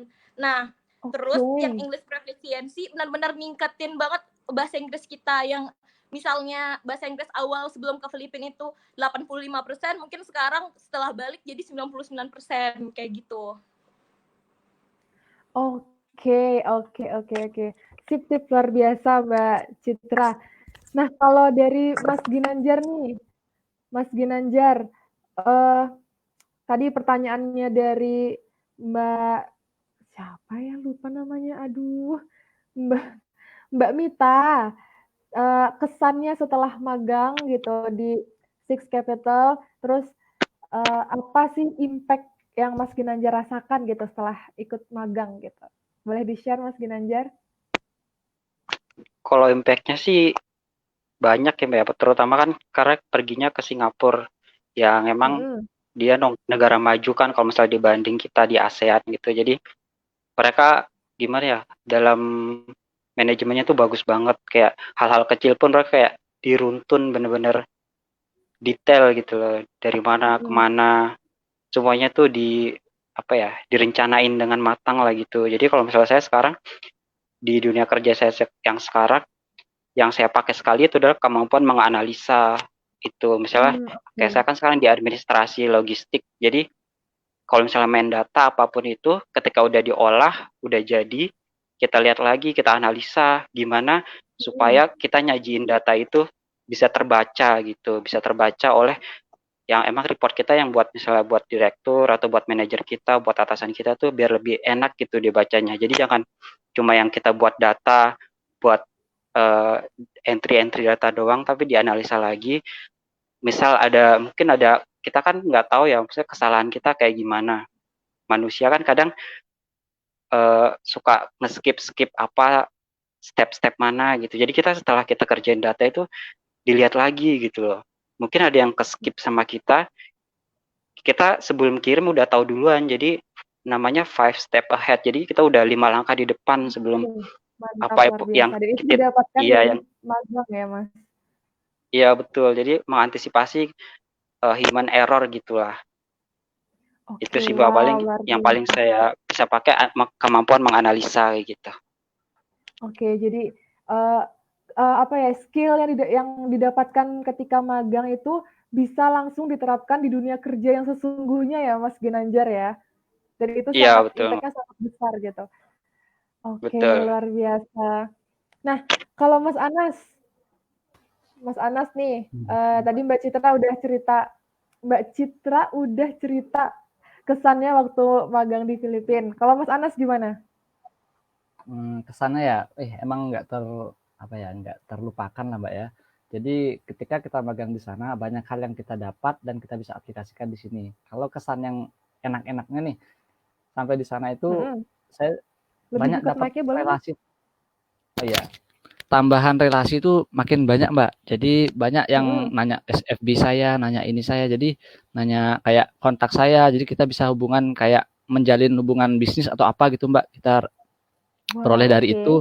Ya, itu banyak banget teman-teman di sana yang pengen tahu pabrik di Indonesia dan saya ingin tahu pabrik di sana. Itu saya dapatkan dengan sebelumnya itu kan kita belajar di teknik industri itu banyak tentang industri Mbak ya. Salah satunya tentang kedisiplinan atau etos kerja, terus kemudian bagaimana hubungan manusia dengan mesin gitu Mbak ya, mesin, terus dan lingkungannya seperti apa. Itu banyak banget yang saya dapatkan dari membaca buku, kemudian saya lihat di dunia nyatanya seperti apa. Ternyata ya banyak hal yang bisa dilakukan dari teori itu, tapi ada juga beberapa kendala yang tidak bisa dilakukan tuh Mbak. Jadi ada kan kita di kerja praktek itu ada mencari sebuah masalah gitu Mbak. Nah, kita cari masalah itu seperti apa. Nah, itu kita bawa ke cari masalah seperti apa untuk kita coba cari solusinya gitu Mbak. Nah, di sana itu saya dapat di sana emang benar-benar di sana tuh disiplin Mbak. Disiplinnya itu dalam waktu itu disiplinnya, misalkan waktu istirahat kayak Mbak Cita tadi cerita, itu lampu itu benar-benar dimatiin Mbak. Jadi di tempat ruang kerja lampu dimatiin, jadi nggak boleh aktivitas lain, harus istirahat di jam istirahat itu. Jam makan kita harus makan bareng, ada ruangan khusus kita makan bersama. Jadi nggak ada yang menyendiri gitu, kita melakukan hal di luar kerjaannya itu Mbak. Jadi berarti tadi mati lampu, kerja, ya lampunya dimatiin biar tidur, kita tidur langsung gitu. Dan saya sering disuruh minta matiin lampu gitu. Anas matiin lampu gitu, jadwalnya gitu, saya matiin deh lampunya. Nah itu tuh terkesan banget, hal yang baru saya lihat di sana gitu Mbak ya. Mungkin saya belum pernah di pabrik Indonesia, mungkin ada similarnya ada, cuman saya cari perbedaannya juga seperti apa nanti kalau ketika saya sudah berpengalaman di Indonesia juga. Kan itu kan di Filipina seperti itu, kerjanya disiplin, terus apalagi ya kalau kerjanya, terus kendaraan di sana lalu lalang itu pabrik itu benar-benar ya sibuk kayak gitu sih. Ternyata kita di teori belajar kayaknya teori ini bisa dilaksanakan di ini, bisa diterapkan nih di sini. Ternyata banyak hal yang kita lihat di lapangan itu emang benar-benar sulit gitu Mbak ya. Jadi mereka pun sepertinya ya layaknya menggunakan fasilitas APD gitu, alat pelindung diri, mereka agak nggak nyaman gitu. Tapi itu aman untuk mereka karena banyak palet-palet untuk kayak penampungan barang itu Mbak, industri kan ada penampungan tembakau, itu ditumpuk paletnya aja itu sekitar 135 kg, itu berat banget. Belum ada isinya dan itu ditumpuk sampai 4 tumpukan gitu. Kan berbahaya banget, forklift ambil gitu. Itu benar-benar berbahaya, tapi mereka kayak emang mereka aman ya, safety ya. Cuman takutnya itu ada kejadian-kejadian yang tidak diinginkan, itu agak mengerikan juga kalau nggak pakai APD-nya gitu Mbak.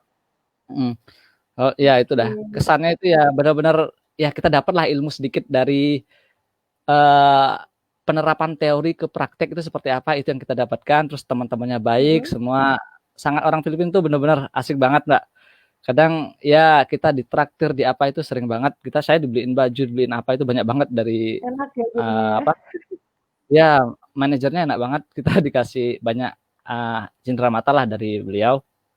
Dan teman-teman juga, saya juga melihat perkuliahan di sana, saya pernah diajak kayak ayo foto-foto gitu, dia kayak kaget lihat orang Indonesia, padahal kan wajah kita face kita nggak terlalu beda gitu Mbak ya. Relatif sama sih kayaknya, tapi mereka tuh kayak saya berapa kali dia ayo foto-foto gitu sama teman-teman di sana, saya nggak kenal padahal Mbak ya, dia juga nggak kenal saya nggak ya, teman-teman yang lain juga gitu, kadang kayak kaget gitu lihat tamu gitu ya. Kita foto-foto sama mereka juga, foto di kelas, foto di mana gitu, dosen-dosennya juga gitu Mbak. Jadi kayak wah enak nih kayaknya, kita nyaman aja di luar, nggak seseram yang dibayangkan di luar tuh seperti apa, kita bisa kok hidup di luar gitu loh. Betul, nggak terasingkan gitu ya, meskipun kita tuh orang asing bagi mereka gitu ya. Oke, terima kasih Mas Anas. Iya. Nah, kalau terakhir nih Mbak Anissa nih yang belum kita tanya nih, gimana nih Mbak Anissa kesannya setelah magang di KJRI di Kota Kinabalu, terus apa yang Mbak Anissa rasa impact-nya tuh gede banget gitu buat Mbak Anissa? Banyak banget ya Mbak pastinya. Terus dari manajernya yang benar-benar di atas saya, itu tuh baik banget ibunya tuh. Jadi sampai sekarang pun saya masih kontekan sama ibunya per minggu. Bisa dibilang beliau kan bukan muslim ya, non muslim. Jadi setiap minggu saya ucapin selamat hari Minggu kayak gitu untuk umat tertentu kan pasti kayak gitu. Cuman untuk sekedar menyapa dan jangan hilang kontak lah sama beliau, karena beliau benar-benar bantu saya banyak banget. Kayak ibu, saya pengen tahu nih Bu, kok bisa kayak gini, dan beliau dengan sabarnya mengajarkan. Tahu sendiri lah, saya pasti banyak nanya sama ibu itu, dan kayak gimana ya, beliau tuh kayak nggak cuma ngejawab pertanyaan saya, tapi kayak ngasih rekomendasi juga, Anissa bagusnya nih nanti kamu ke bagian ini gini-gini kayak gitu. Jadi kayak benar-benar sabar ibunya tuh. Terus juga yang bikin saya terkesan banget itu kayak di bagian bandara. Bagian bandara itu benar-benar kayak suatu pengalaman yang bisa dibilang tidak bisa dibeli dengan uang sih. Jadi kayak benar-benar di bandara yang jalan di atas red carpet kayak gitu loh Mbak. Yang penting kamu punya kartu KJRI, kamu berasa udah kayak jalan di red carpet di bandara kayak gitu. Nah itu tuh benar-benar gitu ya. Iya, dan kayak benar-benar itu tuh nggak bisa didapatkan di mana, kayak di kapan lagi gitu loh, kayak bisa langsung masuk ke bagian dalam kayak gitu-gitu kan. Cuman pakai satu kartu dari KJRI itu. Oke, luar biasa ya. Benar-benar dari KJRI tidak membeda-bedakan pegawai dan anak magang kayak gitu. Terus juga teman-teman dari Malaysia, teman-teman magang saya dulu tuh anak Malaysia. Jadi mereka tuh dulu masih ngomong sebutan Indonesia itu mereka bilangnya endon kayak gitu. Endon. Jadi kayak Indonesia tuh kayak aduh itu tuh sesuatu yang tidak bagus gitu didengar. Jadi kayak saya pelan-pelan ngajarin jangan bilang Indon, lebih enak dengar Indo daripada Endon kayak gitu. Tapi lebih baik lagi kalau ngomongnya Indonesia kayak gitu. Kayak Iya, saling betul. bantu. Terus juga waktu itu di sana ibunya tuh minta saya bikin poster, Mbak. Kayak aduh aku bagian ekonomi, aku bukan anak IT, terus disuruh bikin poster. Jadi kayak mau nggak mau aku harus belajar dong Menuntut ke untuk rumah. multitasking ya. Dituntut untuk ngerti IT dan ngedit-ngedit bikin poster kayak gitu, dan sampai bisa dibilang sampai sekarang ilmu yang mendadak itu saya bisa pakai sampai sekarang kayak gitu. Saya bisa bikin poster dan segala macam, kayak ada yang minta bantuan sekarang udah nggak gratis, kayak Anissa bikinin poster dong, terus aku oh iya nggak gratis ya kayak gitu. Jadi awalnya cuman paksaan, ternyata sampai sekarang terpakai gitu loh, Mbak. Itu kayak kesan banget dari ibunya. Terus juga dari orang-orang Indonesia yang waktu itu diajak ke acara 17 Agustus itu kan dari beberapa kota-kota di Indonesia. Terus sampai hari ini juga saya masih punya kontak-kontak mereka. Jadi kalau misal saya mau ke Surabaya, mau ke Bandung, mau ke manapun di kota Indonesia yang waktu itu ada hadir di acara itu, saya masih punya kontaknya. Jadi kalau mau ke kota tersebut, jadi tinggal Mbak, saya di kota ini, boleh dong ketemu kayak gitu. Jadi kayak sekalian reuni, terus juga ada teman kalau di kota yang baru kayak gitu. Jadi kayak terlalu banyak lah, tidak bisa digambarkan dengan kata-kata. Intinya magangnya tuh benar-benar membawa banyak banget pengaruh positifnya buat Mbak Anissa gitu ya, bahkan sampai sekarang beneran kerja itu jadi terbantu dengan pengalaman-pengalaman magang ya Mbak Anissa ya. Benar sekali. Pokoknya jangan tertutup lah. Oke, siap-siap. Nah ini sebenarnya sudah sedikit menjawab ya pertanyaan dari Mbak Ina Ruslina di kolom komentar. Jadi setelah magang itu ada etos kerja yang bisa diterapkan nggak gitu ya? Tadi Mbak Nisa, Mbak Citra, Mas Anas, Mas Ginanjar itu kasih tahu gitu kalau di sana di tempat magangnya mereka itu istilahnya apa ya, diajarkan dari disiplin, terus juga detail, tadi Mas Ginanjar juga bilang ya. Intinya apa ya, memang soft skill itu yang sangat berarti yang diterapkan sampai sekarang gitu ya di tempat kerjaannya Mbak Anissa dan Mas Ginanjar gitu ya, yang udah kerja gitu. Kalau Mbak Anissa dan Mas Anas memang masih kuliah, tapi itu jadi bikin tetap tetap jadi nilai tersendiri gitu untuk mereka. Nah, oke, ini sebenarnya ya waktu kita tuh sebenarnya udah habis ya teman-teman viewer semuanya. Cuman masih ada satu pertanyaan lagi nih yang sebenarnya penasaran banget. Mungkin juga viewers di sana penasaran juga.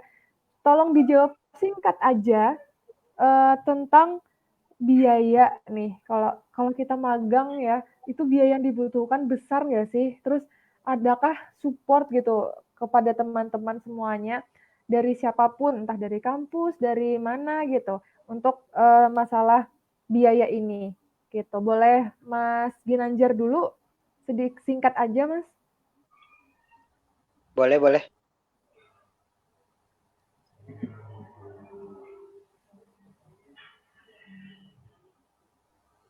Oke. Jadi kalau misalnya di Singapura itu kan negara maju, jadi dia relatif mahal menurut saya sih. Tergantung kita juga mau berhemat, hemat banget apa hemat aja gitu. Kalau Hemat banget apa hemat aja? ya kalau saya kebetulan orangnya suka makan, jadi nggak terlalu berhemat. Jadi waktu itu kalau misalnya saya hitung-hitung kurang lebih habis 8 jutaan lah sebulan itu. Tapi di situ udah ada support dari company-nya berupa akomodasi, yaitu ada kalau buat cewek itu di apartemen, kalau misalnya buat cowok itu kita dikasih hotel gitu. Terus kita juga dikasih allowance 1 minggu itu $100 atau kalau enggak kurang lebih 1 jutaan lah kalau dirupiahin. Jadi sebulan tuh kita dapat sekitar 4 juta sama hotel atau apartemen kita. Jadi itu udah cover banget sih menurut saya. Bahkan kalau misalnya kita bisa hemat lagi, bisa bawa pulang lebihnya gitu loh. Terus dari fakultas dari prodi juga ada support sih waktu itu saya. Mungkin ada bantuan gitu ya. Kurang lebih waktu itu dikasih sekitar 4 jutaan gitu. Oke. Kebetulan ibu saya juga ada di Singapura, jadi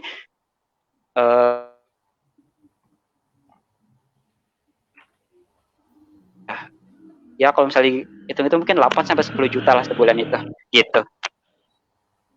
Oke, jadi emang sebenarnya Mas Ginanjar di Singapura itu relatif mahal, tapi ya itu kembali ke kitanya ya bisa mengelola biar hemat aja atau hemat banget tadi kata Mas Ginanjar. Terus juga ternyata Mas Ginanjar juga disupport Iya. dari fakultas ya Mas Ginanjar.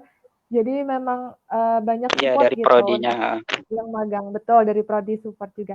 Oke, nah kalau Mbak Anissa, gimana Mbak? Masalah biaya dan support.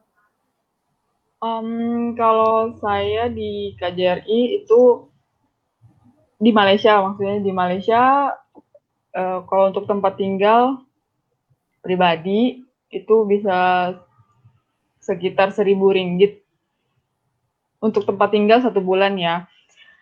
Karena bisa dibilang itu mahal karena letaknya di dekat, benar-benar dekat sama kantor. Cuman karena dekatnya itu, jadi saya nggak perlu keluarin biaya transport, bisa jalan kaki gitu. Jadi nggak apa-apa mahal dikit, yang penting ya pokoknya bisa lah diatur. Kalau untuk makan itu pribadi, mau yang hemat atau mau yang ya begitu lumayan. Jadi itu tergantung dari pribadi kalau untuk makan. Cuman kalau untuk dari kantornya itu kita tidak digaji. Tapi kalau untuk setiap acara itu biasa dapat fee. Kayak kita ada kunjungan kerja di kota lain itu dikasih fee, dan kalau untuk kayak 17-an itu juga dapat fee dan lumayan untuk nutupin, bantu-bantu bayar apartemen itu yang 1.000 ringgit itu, kayak kalau dirupiahin itu sekitar 3.500.000-an sebulan cuman untuk tempat tinggal. Terus terus kalau untuk support itu dari kampus GSUN hanya surat izin untuk pendaftar, kayak difasilitasi pendaftaran. Tapi kalau untuk biaya GSUN nggak ada. Kalau untuk UAD itu pasti support dari dosen-dosen yang selalu membimbing saya, terus dari teman-teman UAD, kakak-kakak tingkat saya di UAD juga senang banget mereka bisa membantu informasi-informasi kayak gitu. Gitu sih Mbak. Oke, terima kasih Mbak Anissa. Terakhir dari Mbak Citra dan Mas Anas nih, berdua ya, apakah bagaimana sih biaya hidup selama magang gitu? Mungkin salah satunya aja yang jawab, nanti salah satu lagi bisa kasih info tentang supportnya seperti apa. Boleh Mbak Citra dulu? Di-unmute dulu Mbak. Mbak Citra di-unmute dulu mikrofonnya. Alhamdulillah ya Kak, karena mata uang Filipina pesonya itu nilai tukarnya 300 rupiah. 300 rupiah per 1 peso. Jadi dan biaya hidup di sana kan masih desa juga sangat murah. Tapi Prodi alhamdulillah membantu memberikan dana sebesar 3 juta itu untuk tiket pergi dan pulang. Jadi pulang pergi kita sudah disediain dana oleh Prodi, dan alhamdulillahnya lagi saya punya partner Mas Anas yang sudah sering ya bolak-balik ke luar negeri, ke Beijing, kemana. Jadi dia udah tahu nih sistemnya, kita ngurus ke Bimawa yuk. Alhamdulillah dapat lagi itu berapa ya Mas Anas? 3 juta ya dari Bimawa? Ya, 3 juta. Iya, alhamdulillah dibantu lagi 3 juta. Awalnya 2,5 tapi ya. Ya itu ntar Mas Anas jelasin ya gimana ceritanya. Itu lebih paham ke Mas Anasnya. Nah, di perusahaannya ini lagi, alhamdulillah lagi kita digaji 80 peso per harinya. Terus kan di sana ada transportasi itu tricycle ya. Jadi itu per jaraknya dekat atau jauh itu cuma 10 peso. Jadi dengan gaji yang 8 peso kita masih save 60 peso lagi. Nah, pas balik pulang dari kantor itu barang manajernya dibayarin tiket dibayarin untuk tricycle-nya. Jadi satu harinya itu kita bisa save 70 peso untuk makan. Oke, luar biasa. Itu trik ya viewers dari Mbak Citra juga, dan biar hemat juga gitu. Ternyata juga dapat support dari kampus. Mas Anas boleh nambahin? Ya, alhamdulillah kemarin tuh kan kita coba berbagai lini, Mbak. Jadi kita coba di Prodi udah bantu support, alhamdulillah. Kemudian saya coba lagi karena saya alhamdulillah sering dapat juga dari bawah bantuan untuk kegiatan-kegiatan event di luar.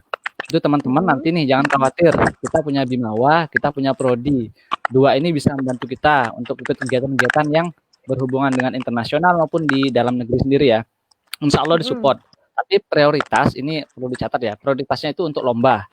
Tapi kadang kalau kita emang kegiatan itu akan memberikan feedback baik atau keuntungan, ada profitnya untuk prodi, untuk kampus itu akan disupport. Nah, seperti saya kan kemarin ikut pertama kali ikut program CityFed ya. Jadi dari prodi saya sendiri itu pertama kali. Dan alhamdulillah didukung oleh Bimawa juga, prodi juga dukung. Ya, jadi alhamdulillah ya dicairkan dana gitu Mbak. Jadi untuk kita alhamdulillah di sana bisa kita backup semua. Dan satu lagi ada beasiswa yang teman-teman juga mungkin dapat beasiswa dari orang tua Mbak. Mantap.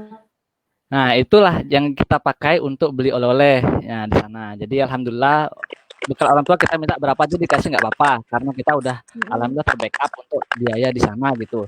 Jadi alhamdulillah bantuan orang tua itulah kita pakai untuk oleh-oleh buat teman-teman dan teman-teman di kampus dan keluarga di rumah gitu ya. Jadi alhamdulillahnya ada. Mantap ya. Jadi buat viewers nih atau adik-adik mahasiswa baru ataupun mahasiswa UAD yang belum tahu, kita juga punya biro kemahasiswaan dan alumni ya, Bimawa.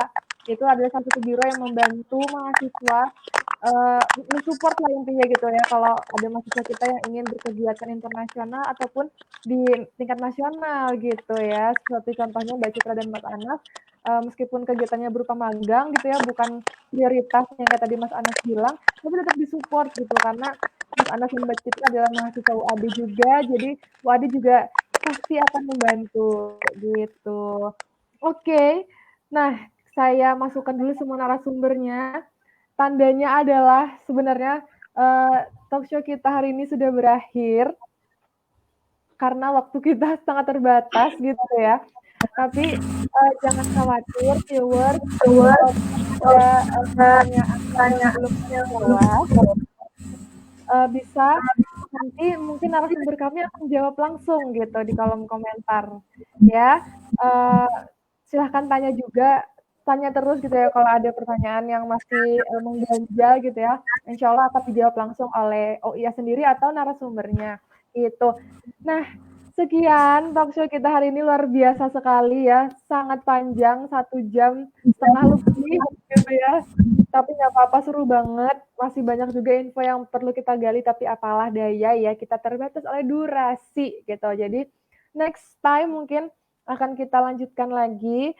Terima kasih kepada para narasumber semuanya, Mas dan Mbak, luar biasa infonya. Semoga bermanfaat bagi viewers gitu ya.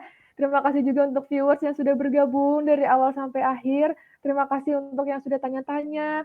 Salam-salam di kolom komentar gitu ya. Mohon maaf kalau ada pertanyaan yang belum bisa terjawab.